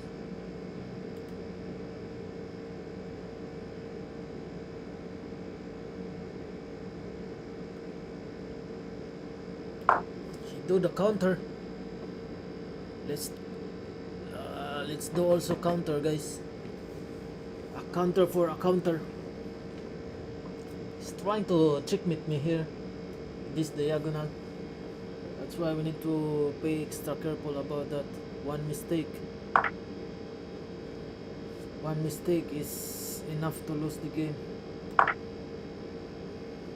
Blunder. Queen a2.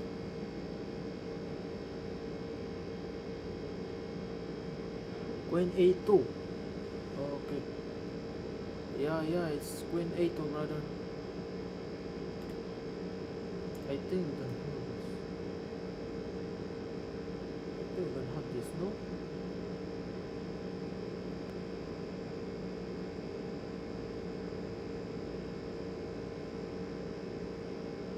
Gonna cheat.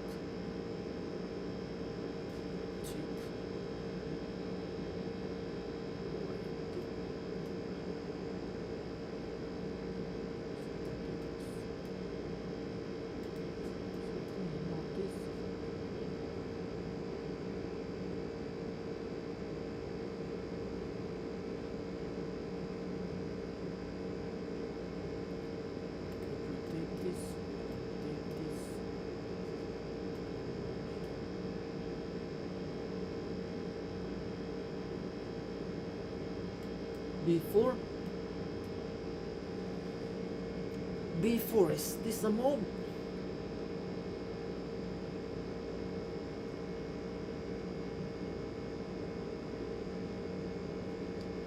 B4. Well, I think it's a move. Yeah. I will follow what you said, brother. I think this one is a move, but wait. Is there anything I can do here? Yeah, sure. I'm just trying to follow your cheese.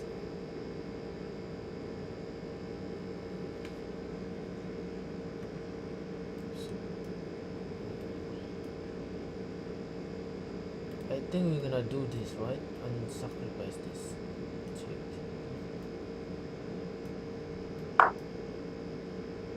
Okay, let me try to sacrifice my bishop here. Let me try to sacrifice the bishop, guys. I think we have a still have a chance to sacrifice this bishop. If he doesn't know, then check, and he cannot drop this up. Oh, he give us the chance to check, to sacrifice the bishop. Okay, sacrifice the bishop. I think this is winning. I think this is winning, guys. This king side is open. We break open the bishop. Not yet. Oh, not yet. Oh my G.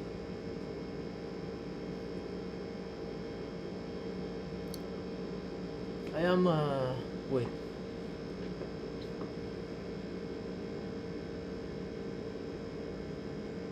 I did it very early. I think I did it very early, but he can't do anything, right? If he move his king to king h1, then I can make him. Yeah, I can meet him. I can't meet him, guys. Oh yeah, he's getting mated, right? Wait, no way.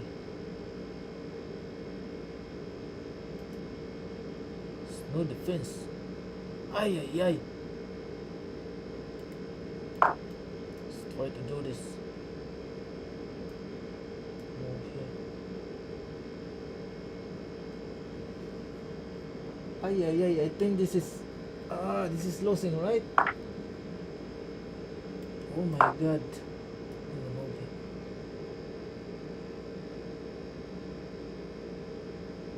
Oh no, is this a checkmate?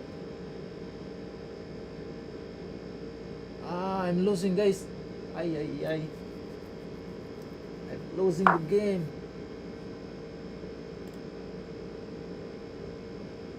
Wait.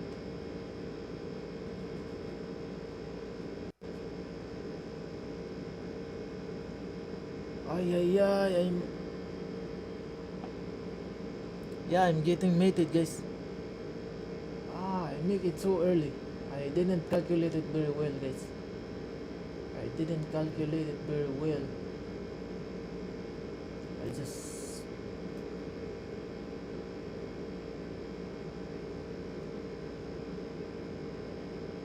I'm getting mated. Oh my g.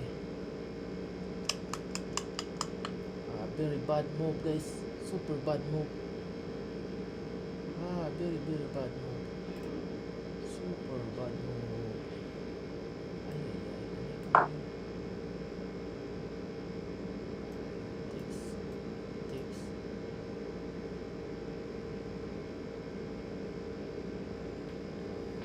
He's up how many? I think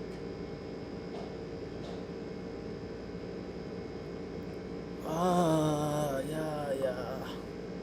This is resignable, but I need to play on. Maybe I will make mistakes. Maybe I will make mistake, guys. I think I'm okay.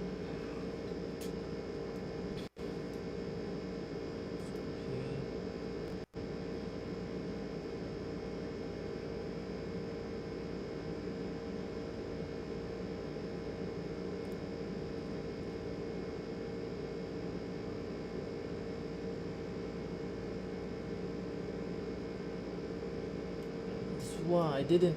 Yeah. I didn't saw it coming. Oh my god.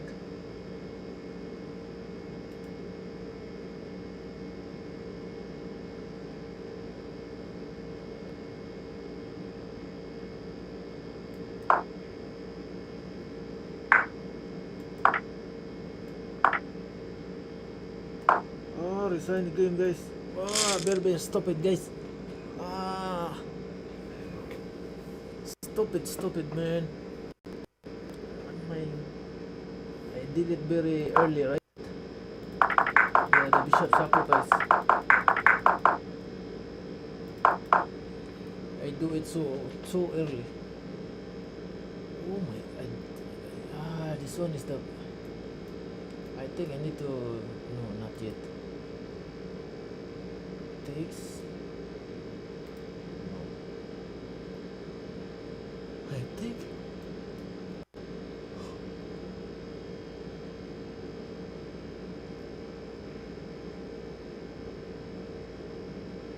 Let me review this game, guys. I don't. Let me try to find where is the exact time to sacrifice a piece here. Where's the exact time to sacrifice a piece? Ay. Oh, 95%. Holy moly shit.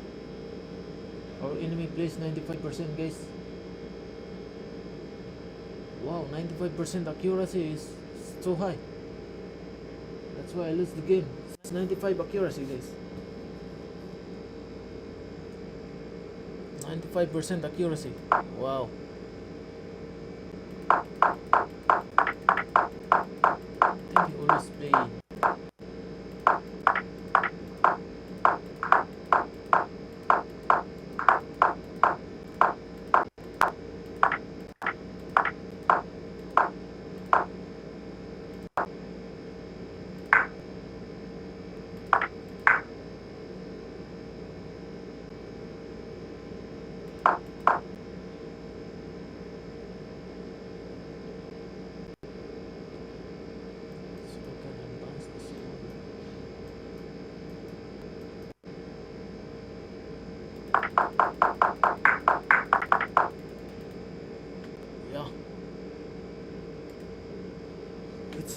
bad. We play so bad, guys.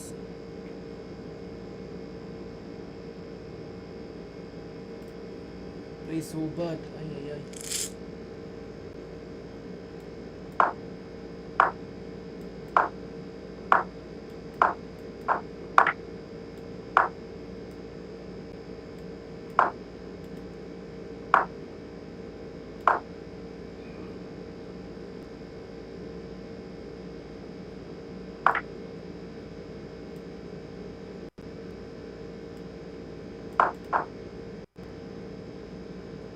Oh my god, I did blunder everything.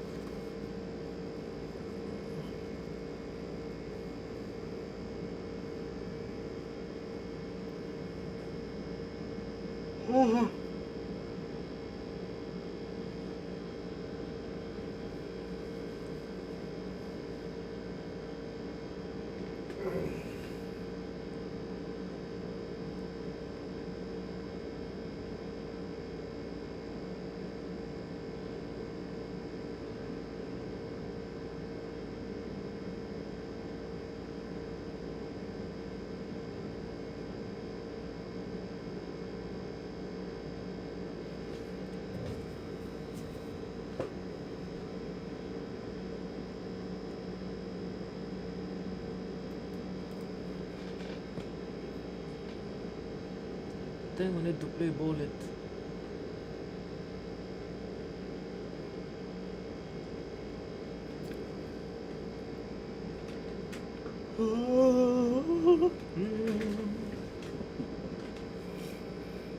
Alright, I think we need to play bullet, guys.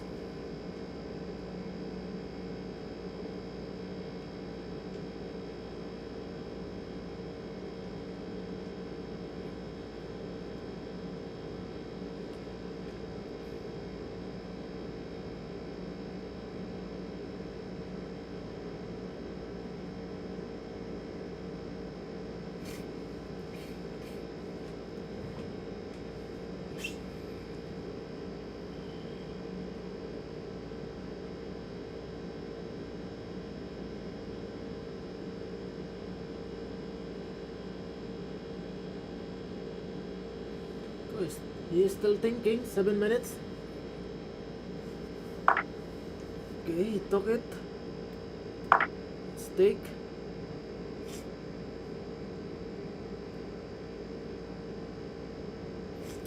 We're behind 1 pawn. We are behind 1 pawn, guys. Okay.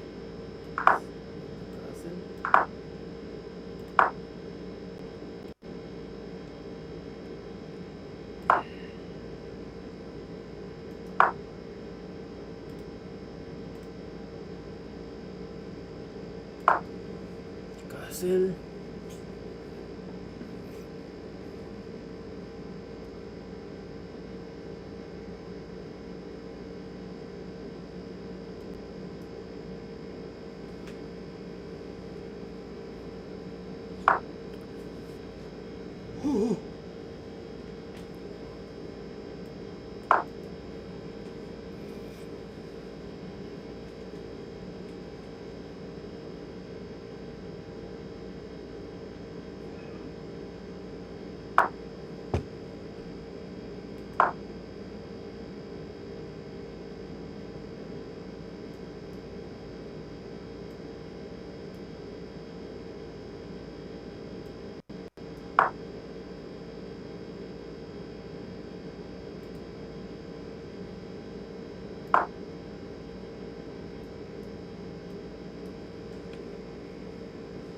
I think we are winning, right? Yeah, yeah.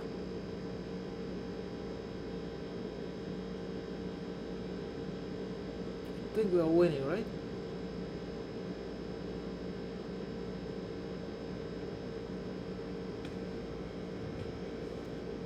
Kuya, paturo nga.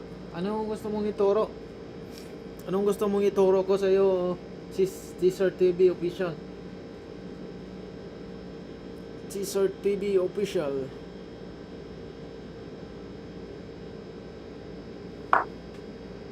Okay, I think we are winning, guys. No, he missed this one. He resigned the game. Yeah, exactly. He resigned the game. He missed this move. F6. He missed the F6 move, which is very good for us. We are winning. So right now, I'm going to timpla muna ako ng katas, guys. Katas, katas.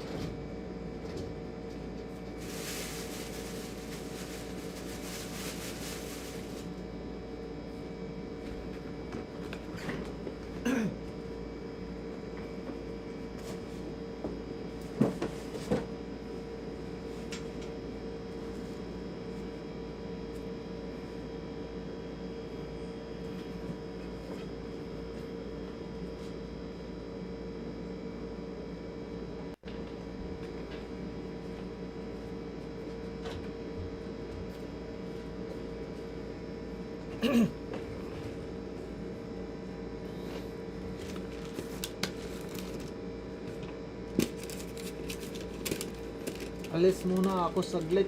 Caesar TV. Alis ka muna saglit. Ingat, Caesar TV, ingat.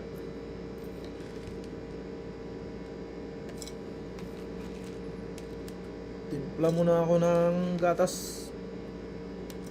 Pangpalakas ng calculation.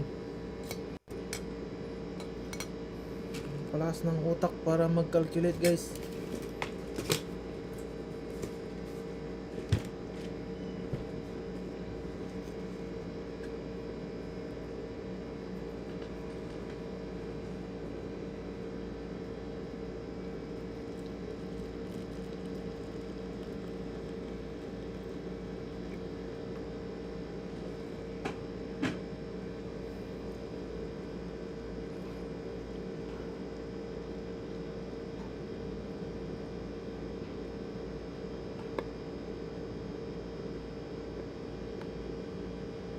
Ano na, Caesar TV? Lakas mo mag-cheese eh. Lakas mo mag-cheese ba? Kuya, ano religion mo? Religion ko. Yung religion ko, Christian. Katoliko po. Ikaw, ano religion mo? Muslim ka yata.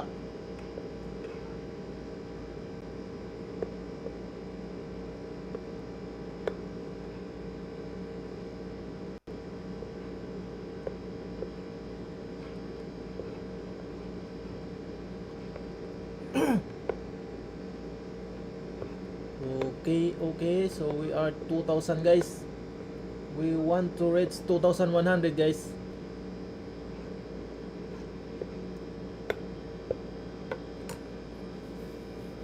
Ano religion mo, Caesar? Caesar. Yung Katoliko, hindi po yun Christian. Hindi pala Christian yung Katoliko. Ano ba ibig sabihin ng Katoliko? Kaso tagal ko na din hindi pumunta ng simbahan eh. Hindi pala Christian yun. Christian din yun. Katoliko, Christian din yun.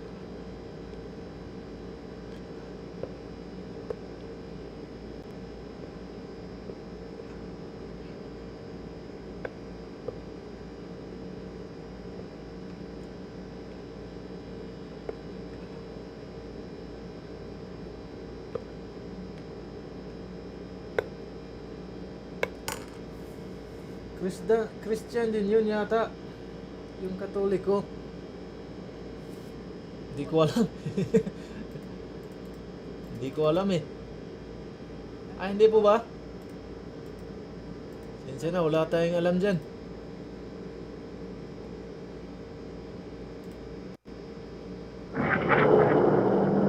This game, you're not ready for it.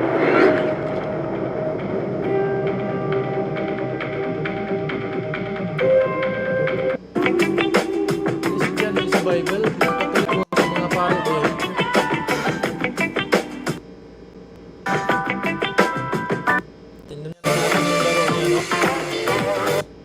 Over the next week, the world's best chess players attempt to keep their nerves together while the rest of us pretend we understand the engine evaluations.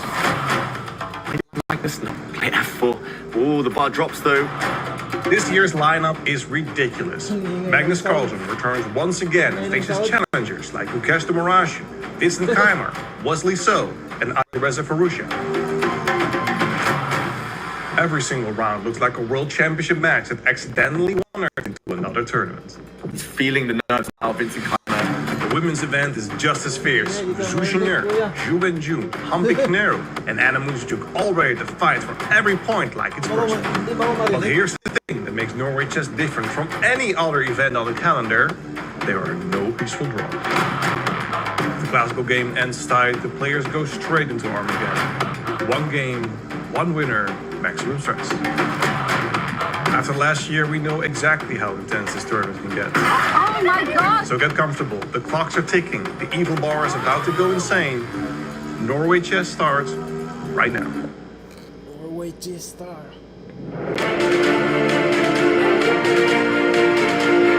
And we welcome you from the magnificent city of Oslo, the capital of Norway, just flying above the soaring heights of the city. Let's take a moment to appreciate the beauty, the hustle, the bustle, because the hustle is happening right there in the Dakeman Library, where our players are be jostling for the crown. They want to be fighting it out for who is going to be the next champion of Norway chess. The spectators are there, they are waiting, they are ready for the action to begin. I'm your host, I'm Jovanka Hauska. I can't wait for the action. And right beside me, we have two legends of the microphone and the game. We have international master Tanya Sajdev, ready to rock the library down with her enthusiasm. And in the corner, we have our Grandmaster expert. We almost nearly lost him to the world of floristry, but he's here, Grandmaster David Howell. Guys, great to have you with me. It's awesome. I mean, Norway chess has wasted absolutely no time, and I am buzzing with all the excitement of what's coming up. We've got Alireza Firouzja, who's flying with an injured ankle. Magnus Carlsen suddenly playing from behind in his own home turf in an event that belongs to him. The women incredibly tight. This has been an absolute cinema with the script already torn apart, David. Yeah, I love this tournament. I love this format. I love this city. What could be better than spending this evening watching some high-quality chess?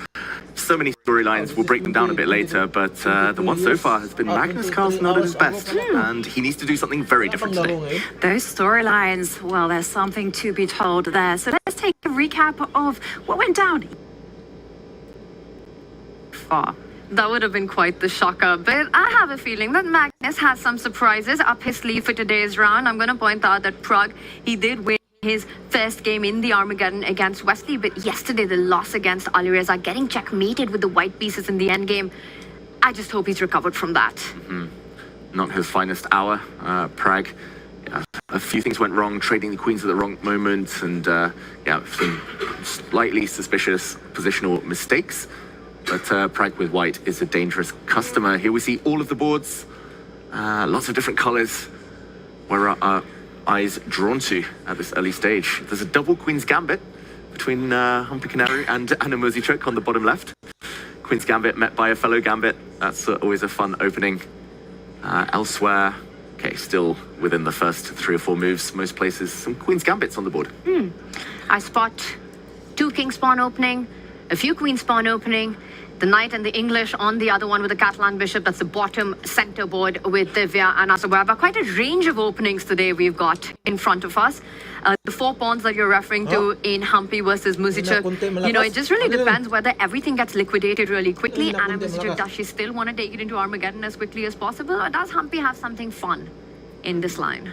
Well, that is indeed the question, especially when you go into full-on confrontation mode straight from the beginning. There's many options there. You can capture in the middle, the d pawn, d5, or you can just let the tension stand. So let's perhaps look at one of our eagerly anticipated games, and let's dive in to the game between, I want to be saying, Gukesh against Firouzja. Let's do it. Let's start from there, David.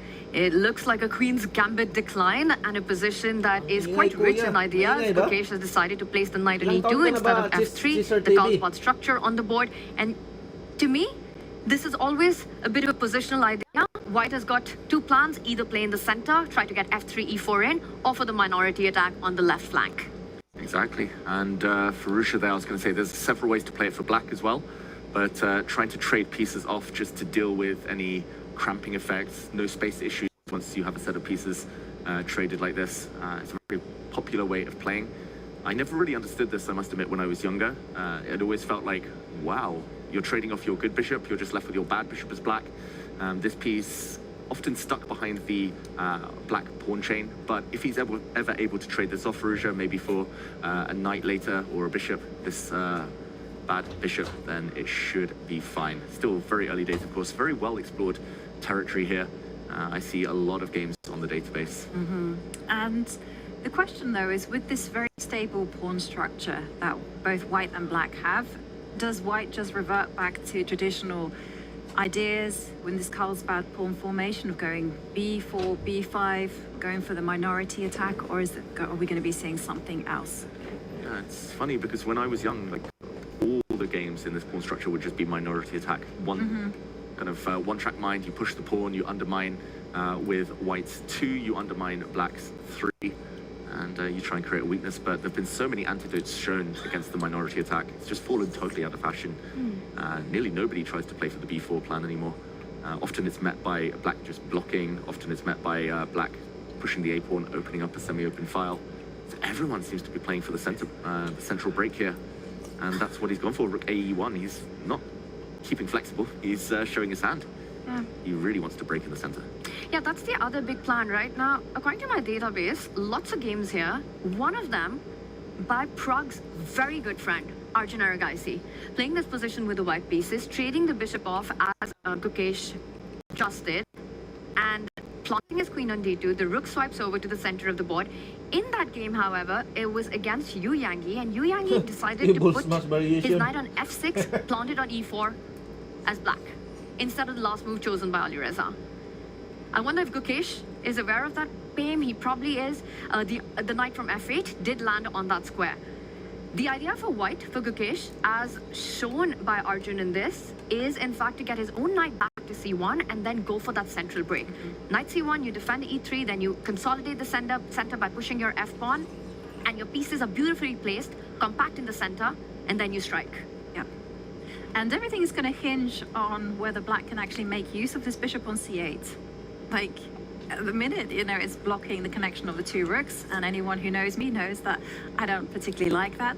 And for Alireza, I guess he's anticipating this and going, okay, I will move the bishop to d7 and maybe just forget that fact that it's not a great piece, and perhaps meet this f3, e4 expansion by jumping in with a knight and trying to secure the f4 square. Or will we see something completely different? Yeah. Wow.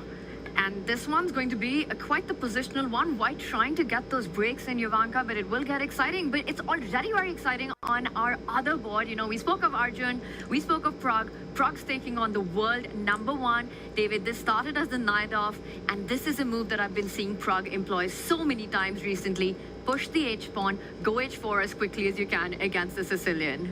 Yeah, what an aggressive move. What a show of intent from Praggnanandhaa. Just to go back one move, we will break down h4, but in this position, white can play pretty much anything under the sun. Magnus was joking about it in the Queen's Gambit the other day, how many options black had here. The downside to the Najdorf is that white can do pretty much anything. You can make an argument for pushing the a-pawn, you can bring your light squared bishop to 3 different squares, your dark squared bishop can use a few different squares, you can bring your queen out, everything's played nowadays. f3, f4, even rook g1.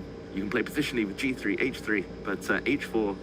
And this is a bit of an interesting dilemma for Magnus, because as black, you're super flexible. There are 3 ideas in the Najdorf, generally. You either want to play e6, I'm not going to be able to pronounce this Dutch word, Scheveningen structure. You kind of keep all your pawns on the 6th rank and then only later decide how to break out. Or the more trendy, you push your pawn to e5. That has some downsides. It leaves some loose squares. After e5, the white knight might choose to retreat in any direction. and there's a hull on d5, not to everyone's taste.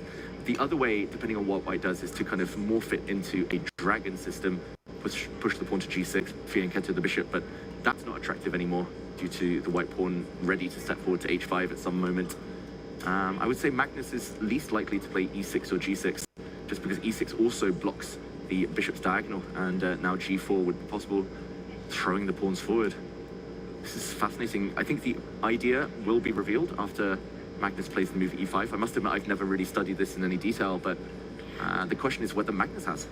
And I don't blame you for that, because according to my database, David Howell, this is the 13th most played move for white, h4 at this moment. Pretty much everything under the sun has been played more times than the one chosen by Pragnananda. And I love that you're highlighting all of it. Bishop can go to g5 as well. You could also play a4, by the way, which is more popular than the move h4 in this position. So Prag's going to need 13 reasons why he's employed this against the world #1. But you know, the element of surprise.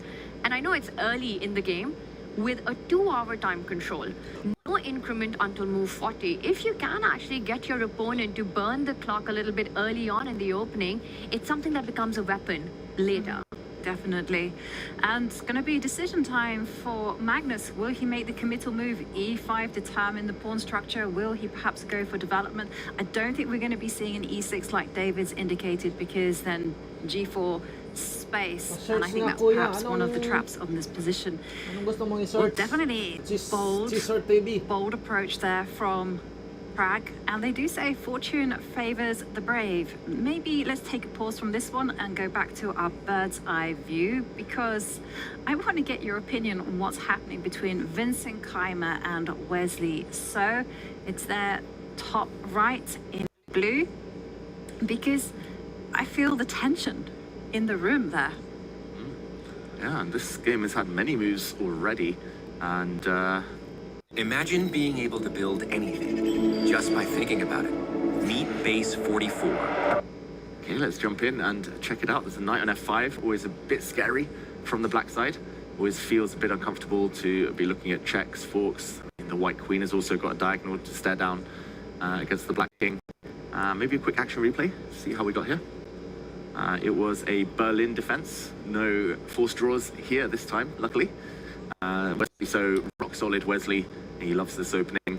After castles, he would be snapping off the pawn on e4, and lots of drawish lines, or at least well worked out lines. d3, the Berlin, and this becomes interesting now. It's kind of a Spanish exchange type of pawn structure. Bishop takes c6 now played, and I used to have this all the time myself from black. I used to play the Berlin exclusively.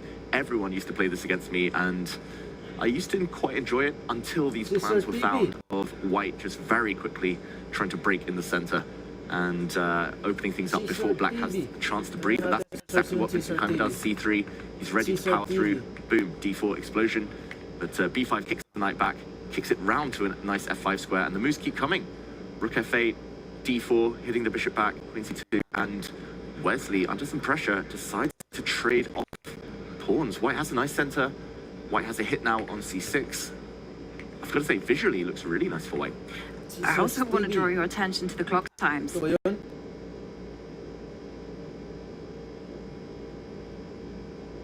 1.5 subscriber. Wow. 1.5 subscriber ka na pala, Caesar I'm TV. gonna show to you, my fellow Kachasers. Alright, so we're back at it again with another episode. Another episode that wait a second. You know. So this is a puzzle, alright. Let's get it on. Puzzle, Let's go. puzzle pala to eh. Knight takes 1, 2, 3, 4, 5. Ilan ang ratings mo, Caesar TV? Knight takes 3, 6. Let's go. Knight takes. Okay, so next puzzle, let's go. He takes a5. That's the best. Let's go. Yo. Wait. This. Wait. This. Let's get it on. Subscribe ka. Oo! Ang problema yan, subscribe lang pala eh. Let's go. Ano, so, nag-subscribe na ako ha. Let's go, let's go, let's go. Ano ka din sa akin ha, mag-subscribe ka din sa akin ha. Nag-subscribe na ako sa'yo eh. Dapat patas tayo. Yan o, nag-subscribe na ako ha. Dito sa gilid. Yo.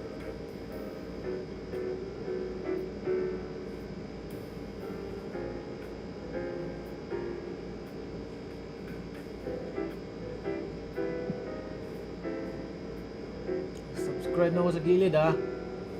Sabi ko sa'yo. Tingnan nga natin yung ano mo. 1.5. Ano yun? Parang babae ka dito ah. Parang babae ka dito oh. Lambakan na ikat almost 4 years long hair. Almost 4 years long hair.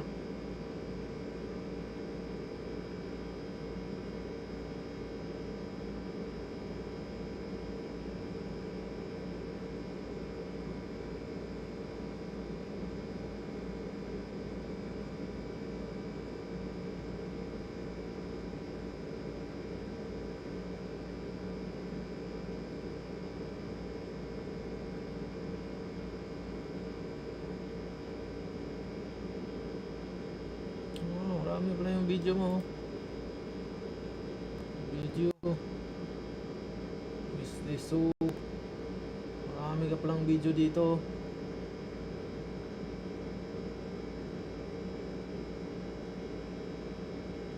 Search mo nga ulit din. Ayan oh. Subscribe na oh. Naka-subscribe na oh.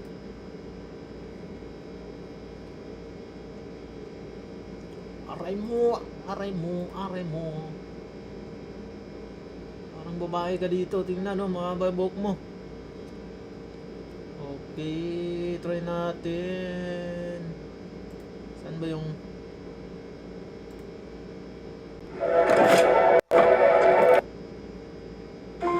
My warrior of light, walk free and bear the light for others to follow. Ali Reza needs only a draw. And Gukesh now in panic mode. A draw enough for Fallujah. Remember, everyone, it's Armageddon. A draw is enough, and Gukesh resigns. I have one disadvantage. I'm playing left clock with black, so that doesn't help. But yeah, it's nice. Yeah, but... If knight takes pawn, maybe white can play rook takes on h6, swing the queen across to b2, and when that's blocked by the bishop, swing the other way, and it's on the board. Humpy can win on the spot with rook takes pawn, check, sacrifice to deliver mate. This is... She's about to miss it. She She misses it. Yeah, she's about to pick up the knight. She's about to pick up the whole point. Anna Muzichuk is. And gonna resign. That's it. Yeah, I just played some random stuff. It was like a roller coaster, like always. Magnus just... Whoa, he got g3, but this... Magnus. Oh my goodness. Last c6. And Prag misses it. Prag could have just played rook to g8, covered the g-file. Magnus now needs to push his pawn. It's a massive pawn race. Magnus got back his king. And that's a blunder. Just queen the pawn, Pragnananda. He resigns. Wow. I lost control and I was not happy. I was also low on time, but yeah, somehow things turned around for me. Will she go? Oh, she does. She does. That. You take that pawn, the black king steps forward, one more set of pawns off the board. And it's no longer winning. This position is a draw. Zhu Wenjun let a golden opportunity slip. I was very lucky to make a draw. This is the best that Vincent can do with the position. But this one, it is a killer threat of rook takes pawn. And there we go. Vincent resigns. Yeah, not a good game. I think Krasov was winning at a quite pleasant position. Of course, it was complicated, but then, you know, somewhere I lost track. He got too much play, and my position was very bad, so I just tried to do something. But obviously, he had too much time, too out of a position, so there was nothing left to do. It was a day filled with Armageddons, a lot of adventure, but we are setting up for a new start, a new day, round 4, and we have the hotly anticipated clash of Gukesh. Moment for chess in a very long time happened in 2025. The table smash at Norway Chess. Gukesh, world champion, taking on the world #1 today. It's going to be all eyes on Gukesh versus Magnus. We all know the form that Gukesh has had over the last year and a half, how much he struggled. Coming into this tournament, it felt like you could see glimmers of the old Gukesh. You could see signs of him making that comeback. He's shown incredible resilience, but he's still not found his complete flow yet. But he's playing against a Magnus who's lost 2 classical games. He's playing against a Magnus who's absolutely wounded on his home turf right now. And the big question is, does Magnus fight back or does Gukesh pounce on that momentum? I think this is a huge game. Gukesh playing with white. He's going to try to go all out against Magnus Carlsen. I don't know what happens today, but I'll point out one thing, that Magnus Carlsen hasn't lost 2 classical games in Norway chess since 2015. And David, how is Magnus going to recover from such a start? Yeah, it's going to be difficult. He looks in good spirits. The Magnus that we know from the last 15 years, the world #1, he gets angry. He tries everything to bounce back. He goes for the win. But objectively, maybe it's time to stop the bleeding. Maybe a draw in the classical would be a good result for him. Take it to Armageddon. And I just want to add to that, you know, if Gukesh with the white pieces is able to avoid that draw and get things done in the classical, that might just be the confidence boost that Gukesh needs as the world champion going ahead into what the year has in store for him. Let's not forget, very recently, Magnus very openly has criticized Gukesh, saying that his weaknesses are incredibly obvious. And Gukesh is very aware of these things. So I feel like he's very motivated today for this match. A lot of history between these two. Of course, Gukesh has tremendous respect for Magnus, but maybe not over the board. Yeah, you have a good point there, Tanya. There's been a lot of criticism about Gukesh, you know, a lot of people questioning his place since he became world champion. This would be a golden opportunity to silence his critics. Yeah, it's all about the style of game. Like, if Gukesh can get a position where he can calculate, make it tactical, go for Magnus, then he's got great chances. He cannot allow what happened last year, where he was getting slowly, positionally squeezed, outplayed. Yes, it was a big turnaround. Yes, the table smash, but until then, he was totally outclassed. So Gukesh, I think he needs to play on the front foot. The opening's going to dictate a lot.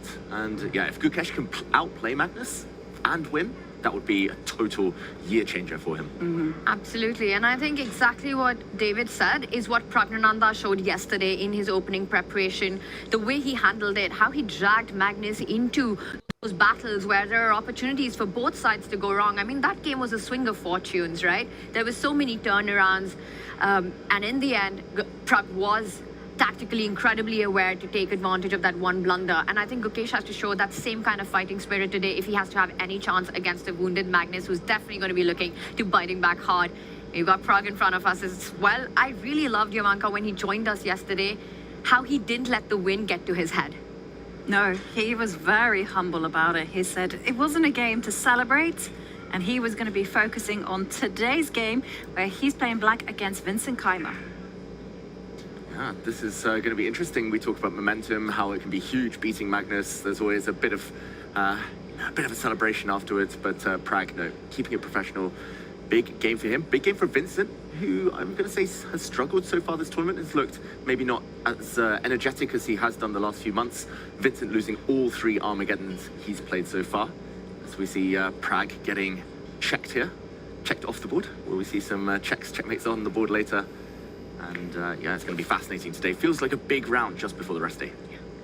It absolutely is a big round. We have some epic matchups. Ali Reza Firouzja, tournament leader, he plays black against Wesley. So obviously they played each other many, many times. But are we seeing a new chair for Ali Reza? I don't see him having his leg extended anymore.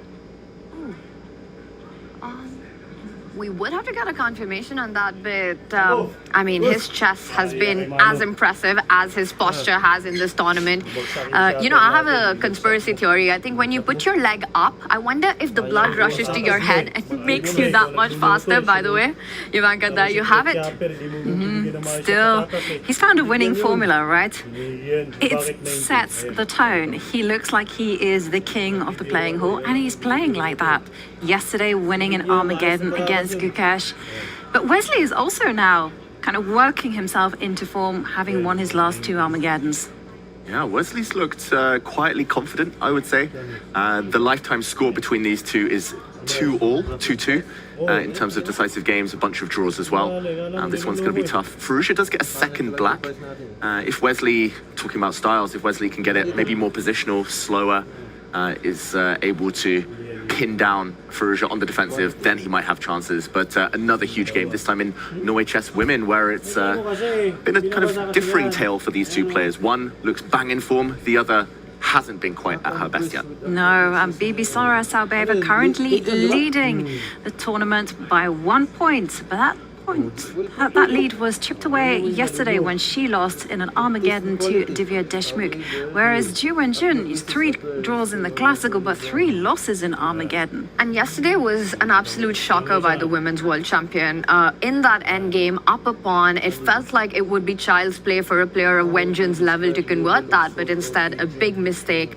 And it was Jujina who took that point away. I mean, some players have really struggled with the Armageddon case, while others have really flourished in it. And I think Vincent Keimer is one of them in Norway Chess, losing 3 of his Armageddons. Wenjun so far, the Armageddon queen, hasn't really managed to do that in her side of the tournament as well. A huge favorite, but right now at the bottom of the leaderboard. The bottom of the leaderboard, she will be wanting to find her momentum. Players no one is talking to their opponent. Everyone is just simply looking away, getting ready. Not even talking, there's no eye contact either. A handshake though, and we are off. There we see first move from Gukesh. It's a queen's pawn opening, d4.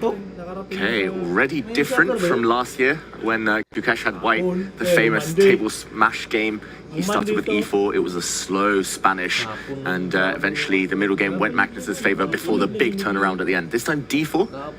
Of course, the top players, they can serve with both hands, they can serve in any direction. e4, d4, c4, they played them all. But Magnus, what has he got in store here? Will it be a Queen's Gambit declined? Will it be a King's Indian, which he has been known to do in must-win situations? Big moment. I fly the most exquisite ships, navigating the mysteries of the universe. I command the engines of industry, transforming ambition into empire. I unleash war upon my enemies, commanding fleets that darken the stars. I'm a diplomat, a mastermind, the architect of my fate. I play EVE Online. Magnus is not only fighting Gukesh, he's fighting himself as well today. Yeah, and Gukesh playing like he's learned the lesson from day one when Alireza Firouzja opened like this against Magnus. Now Magnus in that game played h6. We'll be seeing a6, knight f6 into the mainstream, knight f6. Knight f6, and this is the Queen's Gambit declined. I've got to say, there's been 4 Queen's Gambit declines today out of 6 games here at Norway Chess. It's been the opening of 2026 so far. Candidates tournament, everyone was just playing the Queen's Gambit declined. Here in Norway Chess, that trend continues. This position has actually been reached over on other boards as well. It's also on the board between Humpy Koneru and Zhu Jiner. It's also on the board, or at least a similar position was on the board between Wesley So and Alireza Firouzja. We see capture in the center. And this is going to be interesting. I think if this structure is static, fixed, then Magnus should be happy with the outcome of the opening. He likes those types of positions. And I wonder if part of Gukesh's opening strategy was that he was prepared against Magnus's h6, a6 lines and was hoping for it. And I think Magnus somewhere realized that, which is why Gukesh chose the queen's pawn opening and decided to switch it up from what he's done earlier in Norway Chess this year and took the knight out. But Gukesh ready with his response. This is not something that could really take Magnus by surprise. It's still the main move in this position for white to pin that knight with a direct threat. You take it, d5 is tender. Magnus counterpins the white knight, and it relies on that if the white queen gives a check, the knight will come out, defend the bishop. We're in Ragozin territory. And it will be a direct transposition to the Ragozin if white's knight comes out to f3 now. A bunch of other choices. White can just play e3, for example. This does tend to lead to potentially chaotic lines, because black often does want to push h6, kick the bishop back, push more pawns, g5, knight into e4. I don't know if Magnus is going to try to bait Gukesh into those complications, but Gukesh looking away. Probably didn't expect this today, but for sure at some point he studied this exact position. In fact, I think I've seen him play this type of position from the black side as well, because it's a very dynamic opening choice. And it's very interesting as well, this is Rogozin choice, because I saw a lot of Queen's Pawn openings this particular round, and I was thinking, how many Carlsbad structures will we get? Well, the answer is maybe not as many as I initially thought. I thought there might be 4. But it's really been fascinating how many of those we've had throughout Norway Chess and Norway Chess Women this year. I mean, every round we get a couple of them. It looks like it's quite a solid opening at the top level, so highly recommended by them. And this one as well, if the c-pawn moves to c6, the e-pawn moves to e3, we'll see that again on this. And Gukesh looks like he's half surprised by Magnus's idea of going for the Rogozin here. Oh, maybe he's meditating or thinking about his birthday tomorrow, Gukesh. Who knows? But more likely trying to recall some opening theory here, some opening lines. Would be a great birthday gift though, one more time. Yeah, exactly. And I'm just wondering, and David, maybe you can give us some insights on this. You know, Magnus, with the way he's had his tournament, how much time would he have spent preparing for this game, knowing that it's going to be all eyes on Gukesh versus Magnus? If I had to take a guess, not much. Yeah, with Magnus, I think it tends to be either a lot or nothing at all. Often he prioritizes freshness, try to take his mind off things, try to save the mental energy, the physical energy, everything for the board. But this opening hints at the fact that Magnus might be going for some theory, maybe try to provoke Gukesh. Sometimes the way to recover is to actually look at a bit more chess, take your mind off what happened yesterday. So I'm going to say non-committal, either a lot or none at all. Nothing in the middle. Nothing in the middle. Well, you've heard it here first. Let's go to our bird's eye view and let's have a look at all of our QGDs in store. Can we start with Wesley So against Alireza Firouzja, because White has just pushed the f-pawn up the board, and it's a double-edged move. You know, it could be signifying expansion on the king side. It could also be meaning something more ambitious in the center. Okay, very interesting, because the Carlsbad structure, pure Carlsbad, would be the pawn staying on f2 for a long time. And I think you're right, Jovanka, we will get 4 of those, or kind of 4 of those. But yeah, the pawn on f3 very early. Just a quick backtrack as well, because there was an interesting moment, just to take us all the way home. Sorry for the opening nerd tangent, but we get to the Queen's Gambit declined, exact same position as Magnus had against Gukesh via a different move order. And now, after the exchange, bishop g5 instead of bishop b4, Firouzja plays the older, the more traditional c6, just setting up the pawn chain. And this is interesting to me because I'm not a huge expert in this, but after e3, h6, normally they, without fail, go back to h4, bishop to f4. To my eyes, it just looks like a free move. You've given black h6, you've wasted time with bishop g5, bishop back to f4.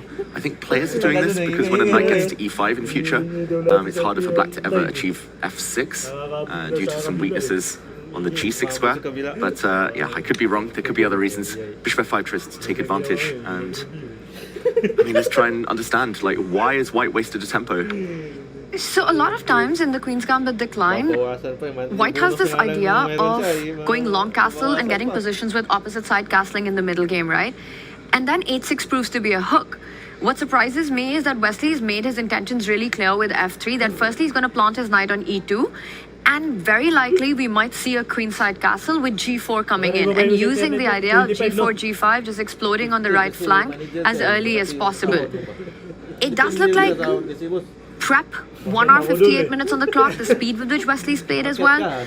David, I'm predicting that this one goes full throttle with the g-pawn advancing early on.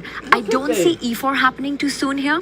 It's a more middle game idea once your pieces are developed and you've got the rooks in the center. But I think f3 is getting more aggressive. It's fascinating, like the way that they've taken the Queen's Gambit decline, taking these Carlsbad structures just in the last few months alone, and everyone's got their own twist, their own take on it. Like h4, g4, all of that. It makes sense once we see it, but it is a high-risk strategy, I would say. A very high-risk strategy. It also borrows from ideas, you know, where black goes bishop to e7 first and bishop to d6, which is really a nice move.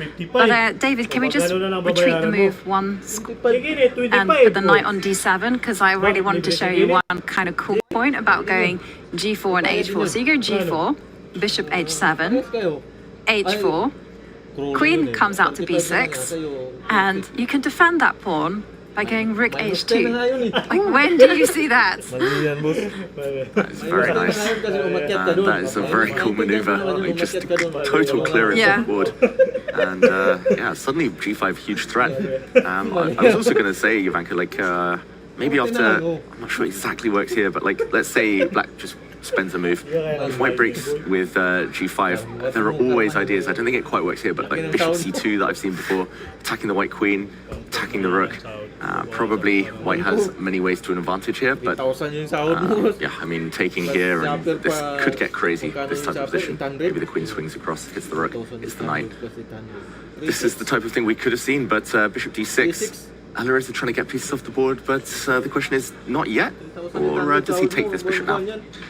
Well, I love to see a g4 on the board so early on. So this is going to be a fight. And I was going to say that this is stylistically such a clash. You've got an extremely solid Wesley playing from white and an extremely volatile Alireza playing with the black pieces. But it looks like Wesley's the one who's bringing on the fight on the board with his opening choice right now. He's not trying to get his classical vintage positional Wesley battles. So I love that. To start with, means a lot of fun for everyone watching and for us. David, whether he takes on f4 or retreats, I think both very attractive options. I would be more tempted to look at what happens with bishop takes bishop, simply aiming at destroying white's pawn formation in the center. I feel like that has to be a line that you need to know what you're doing, but he decides to retreat with the bishop instead. How do you explain that? Yeah, I think it's just a question of being a bit scared of preparation, mainly. But let's just jump in and show, because I was also curious. The first move I would look at is to take this bishop, but maybe the dilemma now of where to put black's piece is just too difficult. If it goes home, it feels like wasted time. If it goes back to h7, maybe the difference is that f5 shuts in this bishop for the near future. Maybe you can break out with g6, but yeah, he doesn't want to find out. And look at this, king to f2. Oof. Wesley So in really aggressive mood today. Nice to see it. I love when Wesley feels the courage and seizes the moment, plays risky chess like this. He's not using any time either, which is sending the signal to Alireza. I am in preparation. I have seen this position before and I've analyzed it with the engines. And I'm also just checking what you're just mentioning right now. There's actually just one game that I have on my database played by Grandmaster Alexei Sarana with the move g4. So it's already a very fresh position. And in that game, bishop retreated to g6. Alireza going all the way back to h7. It's already a new position, a new game right now. But it looks like Wesley was prepared because king f2 is not something that you just blitz out over the board if it's not something you've seen back at home. And Alireza is in full Wesley preparation territory currently. It's such a strange move, right? Your pieces have not developed. You feel your king is safest there. You need to get your bishop out next, the knight out next. I mean, don't try this at home is the only thing I can think of. Right, but it only works, I'm going to say, because there's no tension between the pawns in the center. You cannot do this, for instance, if, say, black had a challenge with c5 or there's some kind of confrontation with e5 happening. You get away with it because the pawns are standing still and the king has that safety square on f2. And I got to say, the questions are now all on Alireza because where is he going to put the king? If he castles king side, it's going to be h4, g5, and Wesley's going to be a very happy customer.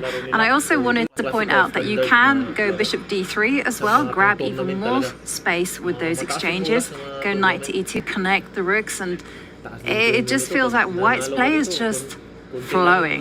Yeah, it's the best bomb cloud I've ever seen. Like, why put your king at e2 when you could put it on f2, not getting in the way of your own pieces?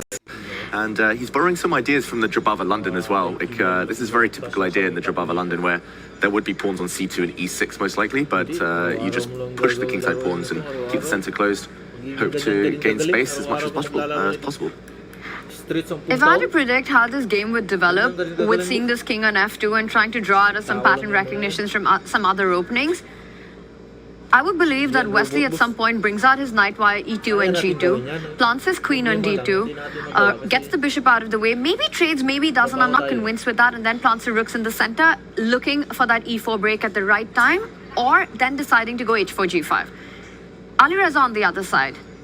If I had to bet, I'd say he goes long side castle. He gets the queen out of the way, the knight out of the way, puts the king on the left side, and that's where he's going to be feeling safe and then question, Wesley, have you overextended on the right flank? Yeah, while Alireza is in a difficult position, it seems like he's been chilling a lot throughout the event.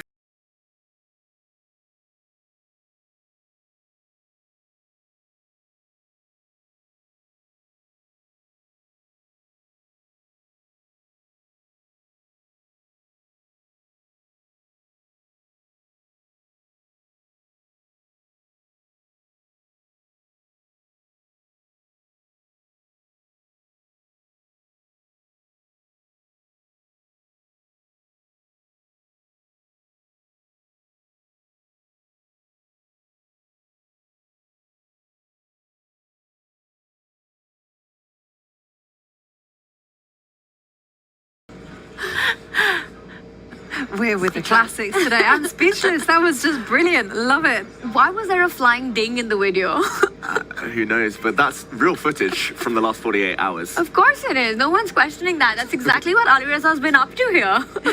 Exactly. I just love the way he traversed the world in Singapore, outer space, and all the while, just chilling. Imagine Alireza going into round 4 with a full 3-point lead. That's an entire classical game lead here at Norway Chess with an injured ankle. Imagine how strong he is when he's healthy. Maybe he doesn't want to be healthy if he keeps winning like this, but in the meantime, prediction's correct. The queen steps out the way for Alireza. This shows a man in form, a man who's super chilled, because normally if you're hit by such a big surprise, king f2, what's this? Kind of new idea, novelty, then you spend 15-20 minutes at least. But he just, after a couple of minutes thought, plays queen e7, clears the back rank. He's keeping his options open. Castle, which way is he going? I'm sticking to my prediction of right side. I think he goes queenside castling. Looking at g4, h4, g5 coming in so quickly, and especially when Wesley's pushed the h-pawn as well, I would predict the knight comes out next, and we see Wesley go triple O. Yeah, he's h4. Like, Wesley's really trying hard to just shake Alireza, but we'll find out. Knight d7, castle, queenside. That's what we're expecting from Mr. Chill himself, Alireza. Let's, yes? I was just gonna ask you that, looking at Alireza, by the way, and of course the real live footage that we just saw, the recordings of everything that's been happening in Norway just a few moments ago. If Alireza was an Avenger in this tournament, which one would he be? Ooh, very good question. I've been thinking about this a bit. Oh. Like Magnus, normally, not surprised. Magnus normally we say is Thor, just because of the whole, Nordic connection, Norse god. But Magnus might actually be Hulk if we take last year's tournament into account with the old smash. Alireza, yeah, it's a difficult one. Mr. X, yes, Charles Xavier with the wheelchair. That's X-Men though. That's still Marvel. I was thinking that, you could pass the mantle and become Thor if you're Alireza with the hammer in his hand, just smashing it down every game. Or wait, one more idea. How about this theory that he's actually Thanos collecting points like the Infinity Stones? I like it. Creative, Tanya. I still think Professor X. Okay, Professor X it is. Chat can tell us. Yeah. And, well, yeah, chat, please do tell us who you think Alireza is in terms of the Marvel Universe. Going back to our bird's eye view, I'd like to direct us, if you guys can indulge me, into our Queen's Gambit declined formations. And I would like to just have a look at the game between Bibisara Salbeva and Ju Wen-jun. Ju Wen-jun, reigning 5-time Women's World Champion, not finding her stride in this event. Disappointing performances in the Armageddon. Bibisara Salbeva, she's leading, but by just 1 point. And this is very similar. It's kind of same but different. And we'll see a lot of these this round. The Queen's Gambit declined. Just very quick action replay because I kind of want to figure out the move order as well. So we started via a kind of anti-Nimzo move order. And knight f3, d5. Here, instead of Ragozin territory that Magnus is now in against Gukash. Gukash is transposed to that one. We see bishop to e7, more controlled stuff, more old-fashioned lines here. C takes d5. Everyone's playing this now. Back when I was playing the Queen's Gambit decline, nobody wanted to take unless kind of strictly forced to because they didn't want to release black's bishop, but modern engines have shown it's actually quite nice to take. Also, you rule out loads of theory with d takes c4. So capture on d5, ed5, bishop f4, all in one go without provoking h6, a la Wesley. Knight to h5 kicks the bishop back, and okay, this is how we got here. The bishop didn't willingly trap itself behind the pawn chain, it just had to save itself. And what do we make of this? White's bishop on d2, not happy, but I guess black spent a couple of moves. Black lost the tempo. Whoa. What's that? I just built a budgeting app in Base 44. Guys, Nina just built an app. Impossible. Nina can't code. Interesting. Can it generate reports? It can now. Nice. So you're saying we can all build apps now? Yeah. I'm on lunch. I gotta make a call. I'll be in my office. Just built an inventory tracker. Protein calculator. Book share an app. A workflow manager that Tracks who still owes for the group lunch. Crash duty schedule. Since no one seems to care. Just built a I just created a manager. goal tracking system. We built the same thing, didn't we? Yep. Can this thing manage contact? Is the SOC compliant? I want to animate this graph. Create a party player. Profesor de Español. An inter-office dating app. For dogs. For office dogs. You know what I mean?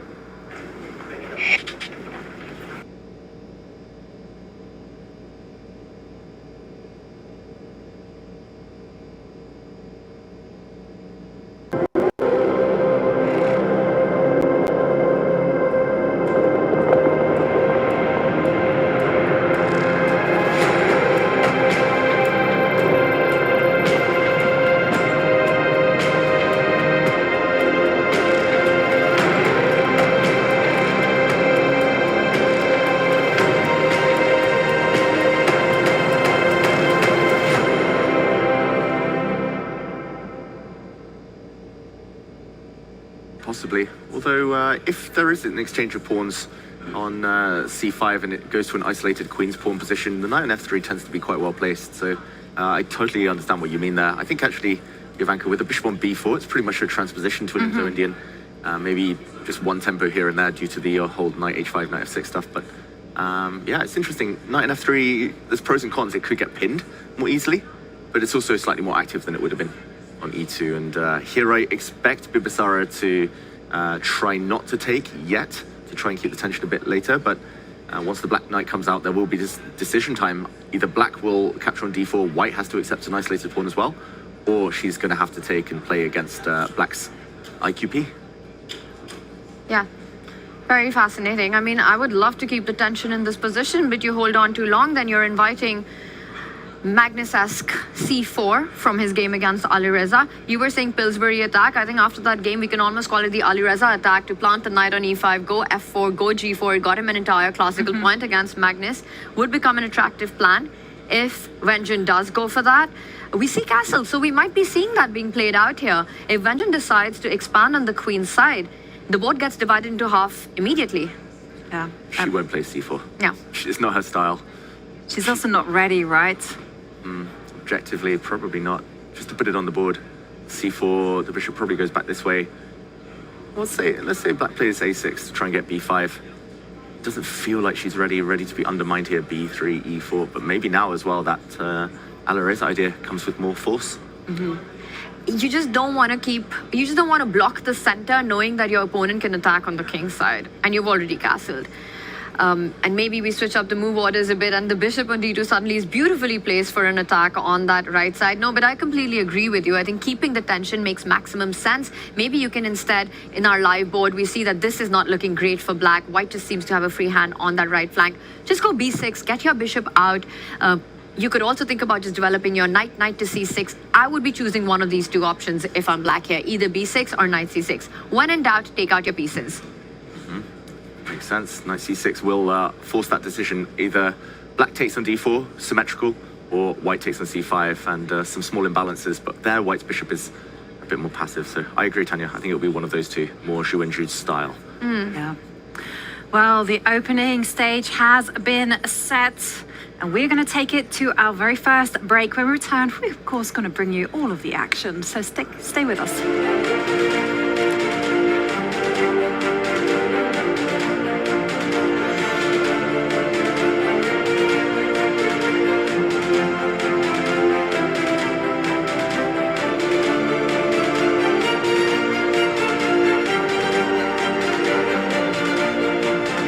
Leslie, today you're facing against the leader of the tournament. How excited are you about the game?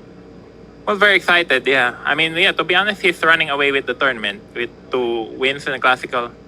So it's a really crucial game. I mean, yeah, obviously I'd like to win a Classical game at least. Yeah, but that would be my final question, because all your games went into Armageddon. Do you expect also today's game to go there, or you try to win the Classical? Well, I'm hoping to win a Classical game. Yeah. That's my hope. I mean, it's very important. Yeah, I mean, Classical and Armageddon are 2 completely different games. So, but as usual, easier said than done. But I'm happy to play. I'll just take it as any other game. But Fear's just doing really well, I guess. Maybe the quality of his games are not the best, but in time scrambles, also around move 40, he's phenomenal. I mean, to be honest, I really feel bad that he has to play with this injury. It's something, I mean, I don't want that to happen to any of my opponents. But he seems to be doing great, so. Looking forward for the fight. Yeah, me too, thank you. Alireza, it seems like nothing can really go wrong so far in the tournament, but does that build momentum for the next games as well? Yeah, I mean, it's better to have as many points as possible, and you can play more relaxed first. This 3-point system means that if someone starts winning a lot, they can catch up quickly too. Do you think about that you have to keep pushing? Yeah, of course. I mean, somebody wins 2 games and it's already like a lot of points. So I like the system and it rewards the winners. So I'm a big fan of it. Well, we're a big fan of you and how you're playing Alireza, so thank you. Thank you. Vincent, before you go to the game, you always stop to make some photos and give the autograph to the fans. That's very nice of you. Can you please tell us if that boosts your confidence to meet the fans? I think it's just a way of feeling that there are many fans who are cheering us on, and it's always great to see so much interest in chess. So I feel like it's a good way to start, especially if we have enough time left till the game. You play against Prag today with the white pieces. Do you remember your previous classical game against him, how it ended? We played a lot. I think recently results were quite fine for me, but with him it's always a big fight. Best of the luck today. Thank you. Divya, our commentators said that you are a queen of Armageddon. Would you agree on that? And do you enjoy Armageddons? I definitely enjoy them. About the queen, I think it's too soon to say. I have to say that you look stunning with this outfit and the hair. I just want to know, how do you usually spend your day before the round? Because we have here round starts a little bit later than the other tournaments. I think like 90% of the time goes into preparation and the rest 10% is trying not to stress out. And Divya would like to know about your mom.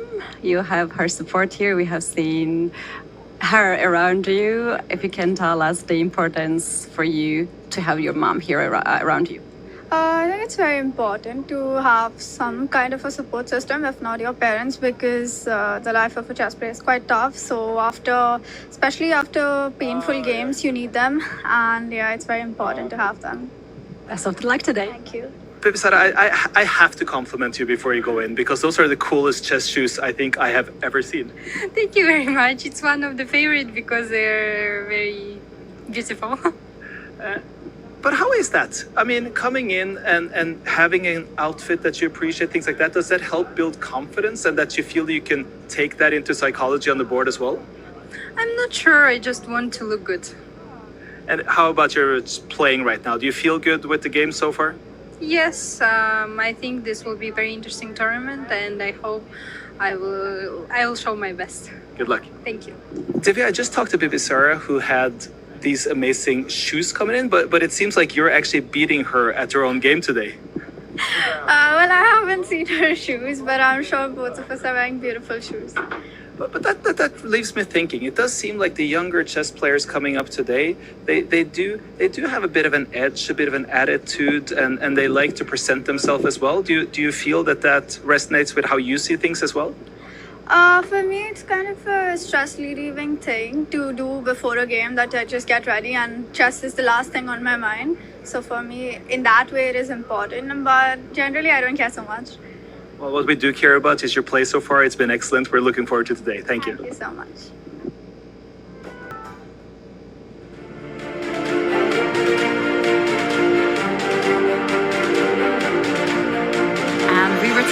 to the Dakeman library, not your traditional library, because we have our 12 players just shattering the silence. This is not your average building whatsoever. It's not our average day 4 either, as the players have come to the board in fighting mood. We've had opening surprises. We've had a king going loose. We also have had a lot of nice games, and take a look at our beautiful 6-board view where we can get a full overview of what is going down.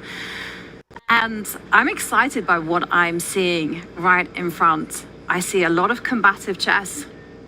I love that. Couldn't have put it better. I think we're going to have a lot of dynamic fights here. We see that bottom row right now, bottom corner. Divya, who took down tournament leader Bibisara Asubayeva yesterday in a clutch Armageddon, is playing against the 2025 Norway chess champion Anna Muzichuk, and she's going all out. That f4 moving forward, that promises to be a spicy middle game. Right next to that, Bibisara Asubayeva, which with a 1-point lead up against the struggling women's world champion. A Queen's Gambit decline that is extremely rich, depending on how the two players, whether they play on the king side or the queen side. We know trades are far away in that one. That's going to be a fun battle as well. Koneru Humpy taking on Zhuzhina Humpy, yet to score a win. I think with the white pieces, this is the day that she needs to make it happen. But another very solid Queen's Gambit declined. Yeah, lots of Queen's Gambit declines, and Wesley So against Alireza Firouzja, that green board, the top left, that has gone down lines that we were predicting. Queenside castling from Alireza very early on. Gukesh against Magnus is a bit odd, I'm going to say, at this early stage. Black's queen coming out. Magnus burning again a lot of time on the clock. Not too many moves, though, so we might jump into that one a bit later. And Vincent Keimer versus Pragg on the top right, that blue board, looking very symmetrical, or almost symmetrical at this early stage. Very blocked, a lot of maneuvering ahead. Definition of tense there.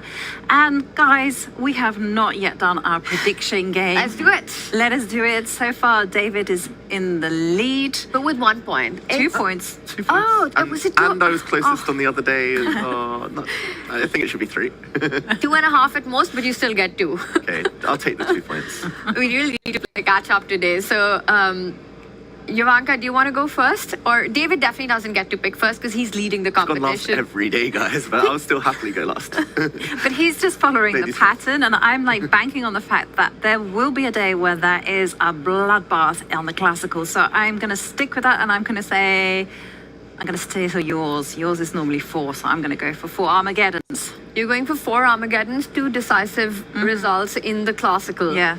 Are you going to steal David's 5? I will go with 5. I'll take that away. I think once again, we only have 1 classical decisive game. Everyone takes it to Armageddon. Tomorrow is a rest day, and the players want to keep it solid. Oh, wow. So my options are basically that all the classical games are drawn. Yes. Or the 3 classical games. You literally have 3, David. And he got to pick 5 every time and won it. And now we're just taking it away for the first time. And here's David complaining about it. Okay, this is tough. I need a second. So I'm just trying to work out in my mind which games could be decisive. Yeah, can you talk it out with us? Yes. Wesley So against Alireza Firouzja. I say opposite side castling. There's a king on f2. It's like an accidental bomb cloud. Maybe decisive. Gukesh against Magnus. I don't care who wins. I would just want it to be decisive for the drama. I don't know. I have a feeling it might be a draw though. All right, so 1 Armageddon. And then I think Keimer against Pragg will be a draw. 2 Armageddons. So I need one of the women to win.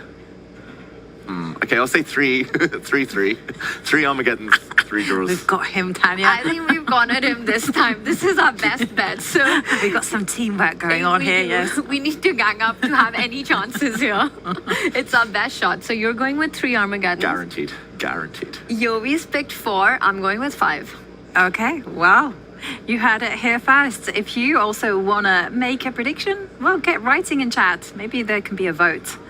And we'll find out whether chat win. I'm telling you, chat only supports 1 person on this desk, Jovanka. No. I'm not campaigning for any support. I'm just saying they can have a vote. Yes. They can have a vote on how many Armageddons. Exactly, and they can join in. Yes. Although I have a feeling that they'll go with whatever David's predicted. We'll find out. It's 3. 3 is the magic number. 3 is the magic number, and we saw earlier on that Magnus got in the first surprise against Gukesh when he played the Rogozin. Let's actually hear his thoughts whilst he's in the confessional.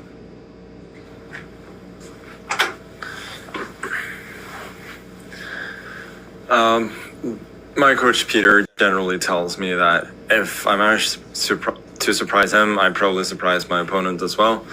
And this time I'm kind of surprised myself. I was thinking like knight f3 is not like generally the move people play. Kind of transposed to a line of the Rogozin, which is generally, you know, black is just fine playing these bishop f5 lines these days. And then I started thinking, I've seen this move queen d6 before, but I didn't really know a ton about it. And then I was thinking, well, if I can refute it over the board, then I should not play it. But if I cannot, then I might as well. And so here we go. I'm pretty much, I wouldn't say clueless. Not completely clueless, but fairly clueless. And I have no idea what he knows, but should be interesting. Magnus in good spirits there, but saying that he's fairly clueless about this position. Does that actually mean that he knows a lot? Magnus Carlsen after his cow puns the other day. I don't think he's clueless ever. I think the fact that he knew queen d6 is a move, and I mean, I must admit, it's totally new to me. And he's right, Magnus, that there have been games here by Grandmasters before. I think just that fact alone means he understands it's playable. Like, yes, he's kind of learning on the job, pretty much, trying to freestyle, trying to work things out. But it is a solid position. The structure, just putting a pawn on c6 in the near future, is relatively stable. I think he's going to get a decent position. He's still black, he's still the one fighting for equality, but I think he shouldn't be too concerned about the opening, even if he isn't aware of all the details. Two things. Firstly, if Magnus Carlsen's clueless about any position, there's no hope for the rest of us. But second, I think it really depends on where he wants to go with that c-pawn in this position. I was checking out some of the games that Magnus was referencing to that top players have played. There are two ideas that you have if you're black here. One is to go solid, go c6, get out your bishop, get out your knight, and then decide. Usually the king goes on the right side of the board.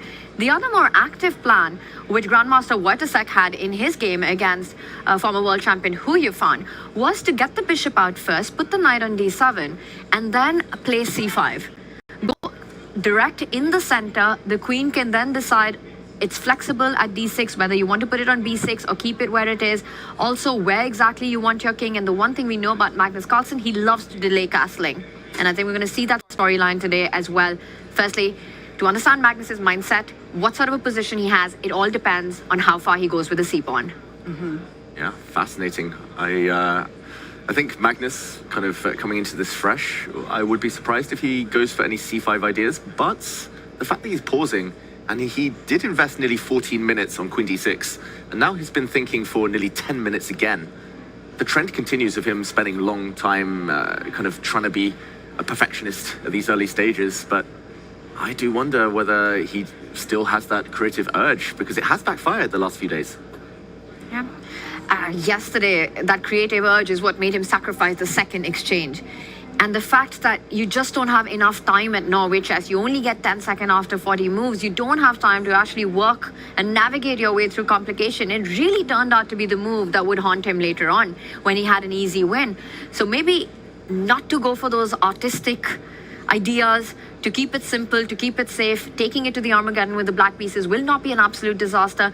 I have a feeling, though, that Magnus still has fight in him. He does look like he's an incredibly good move, and he does decide to keep it more solid. He goes for the idea with c6, expecting the bishop to come out next, the knight to land on d7, and Magnus to go short side castle.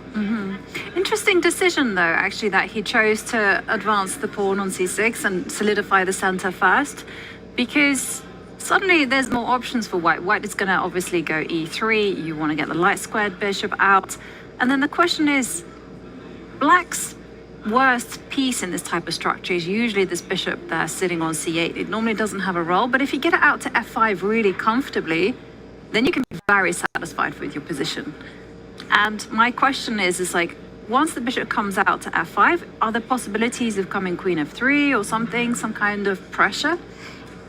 I think that's the big question here. But also, one can understand, Jovanka, that he didn't directly go for the other option that we were discussing with getting the bishop f5 idea in before. He just didn't like the fact that Gukesh would take the knight on f6, and d5 is hanging in a lot of positions now that d2, knight is on d2, unpinning the white king. And you're kind of forced to grab with the g pawn because queen takes bishop, knight takes pawn. You end up winning material here. So I think... تدري وش اللي يميز نينجا؟ نينجا عند الباب. هلا وراك الطابع ولا فلان؟ يعطيك العافية. عند الباب. المرض دنثور لا تشيل هم. عند الباب. هذا الستاب حقتي، هذا الكونسيلر حقك. عند الباب. هذا قهوة؟ يعطيك ألف عافية. حقها قهوة يا شباب. عند الباب. هذا بروتين بار. جبت اللي معك؟ إيه يا أبوي. عند الباب. هذا الحلا؟ شكرا يعطيك العافية. نينجا عند الباب. هذا الكيك؟ ما شاء الله ما شاء الله. وش الحركات هذه؟ نينجا طال عمرك. صب قهوة. اللي في المكتب عرفوا النينجا عند الباب وانت عرفت الحين. اطلب كل اللي ودك من نينجا وبيجيك بدقائق. نينجا عند الباب.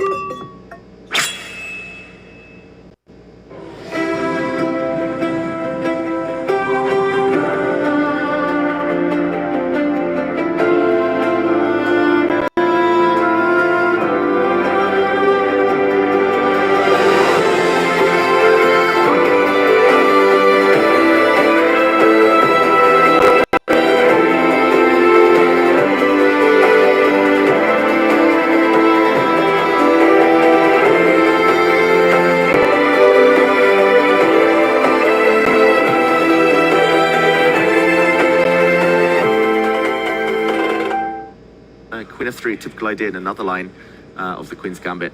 The idea is if the bishop drops back, doubled pawns, and this is actually almost a direct transposition to another variation where black is normally on the defensive due to the double pawns.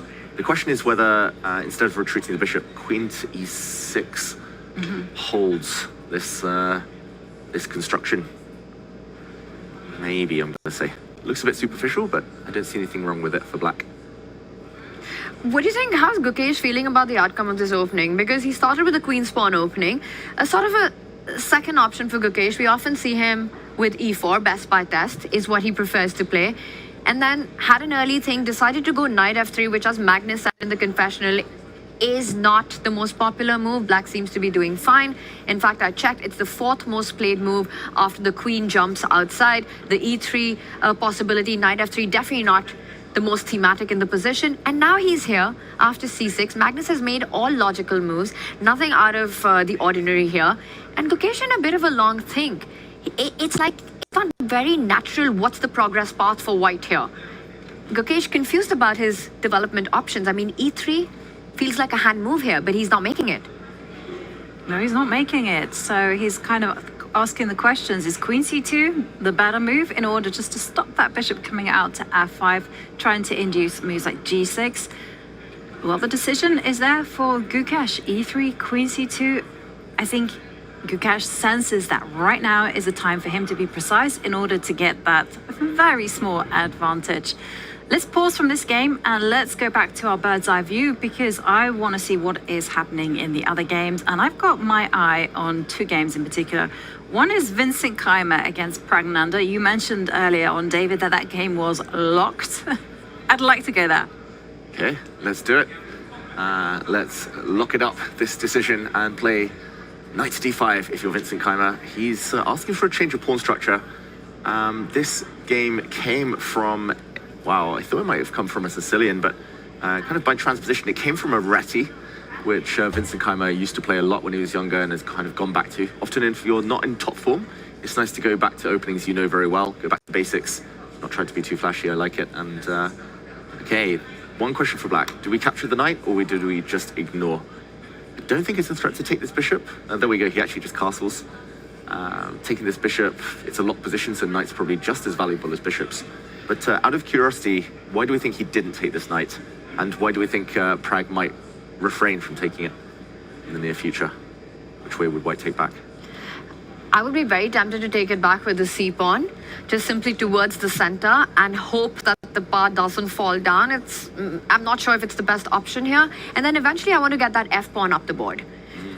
Get the knight out of the way, try to push the f-pawn and argue that I'm playing on the right side where I'm going to be able to build an attack, open up the lines, open up the diagonals, and maybe play for the initiative here. You've got a terrible bishop on e7, the bishop on c8, no nice developing squares, and even though the material is balanced, it's going to be white first to fun. Bishop comes out, rook c1, rook c6 as an additional plan.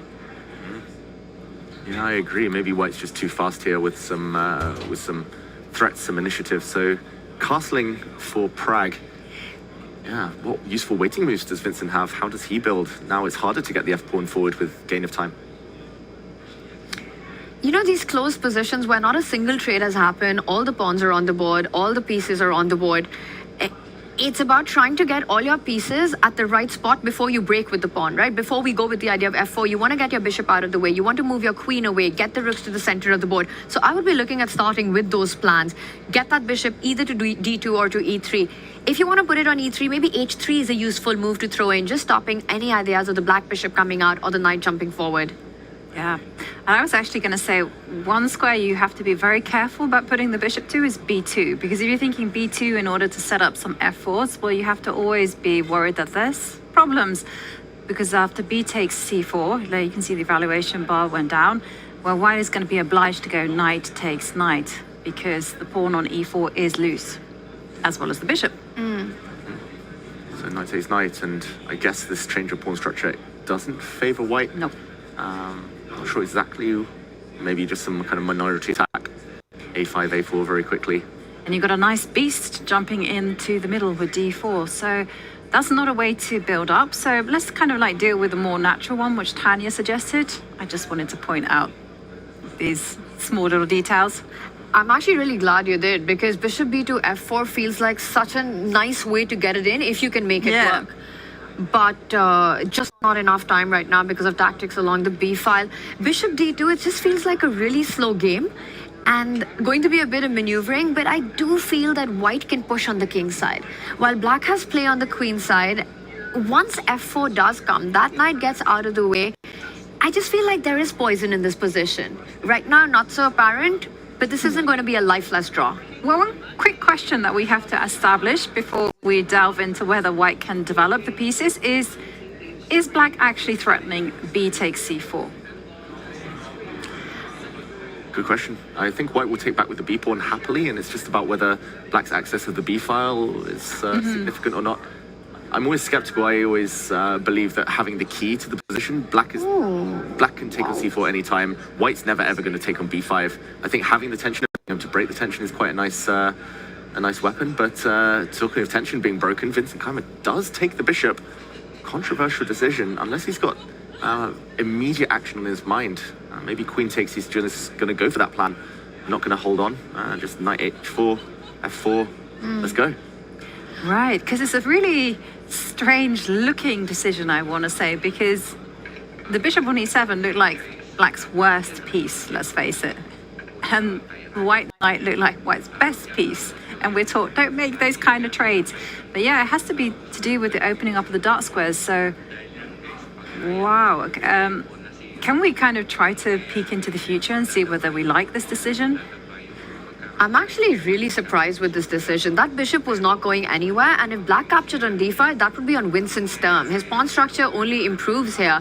And let's do what Jovanka just wants right now, because I think that's key. This has to be based on a very concrete idea. Yes, you win a bishop pair, but the position is still pretty blocked. So knight takes bishop. Very ugly bishop there, picked up for a really beautiful knight. Queen takes knight. And David, it has to revolve around pawn breaks. You've got a bishop pair. They're only as good as the open diagonals you can put them on. The question to me is, what's a good square for the knight to jump on before you get f4 in? Great question. I mean, knight h4 is the first one that comes to my mind, just because it's a bit closer to some dream squares like f5. But if it doesn't have a realistic chance at jumping forward, another circuit could be to head towards d5. And it always takes knights 4 moves to get to diagonal squares, like 2 across. So the only path really is knight e1, knight e2. It takes ages, but maybe you have that luxury since it is so blocked. Yeah. So I wouldn't be shocked if the knight goes back round and gets ready to look at d5 or f5 long term. Yeah, that's a very Vincent maneuver. Which one should we kind of delve into? go direct, go I think the he long goes route. 91. You're right. This is screaming Peter Lecco. It's screaming Vincent Keimer. The more positional route in the position. Also, the dark bishop cannot be challenged. The dark square bishop cannot be challenged anymore. So, you know, your idea of bishop b2, f4 always in the air as well. One question now would be if the knight jumps forward, like knight exchanges, white wants to keep this knight on the board, I guess, because it is so blocked. Can we try f4? Yeah, f4. Were we worried about bishop g4 though? Yes. I am anyway. Check that out. Let's say queen d2, and now something on e2. Something on e2. I'm surprised it's this big, the advantage. Or maybe, yeah, maybe it is the bishop. Maybe it is. Oh wait, it's not trapped. The rook does just move. Why is this so good for black? Wow, so you need to be careful in this position as well. You there. can go knight e2. He moves. And then I was thinking some knight h5 business. I woke up today and I was a bit angry. I can tell, and that's scary looking.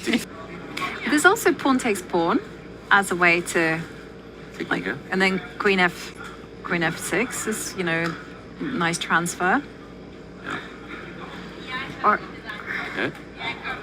And something like this.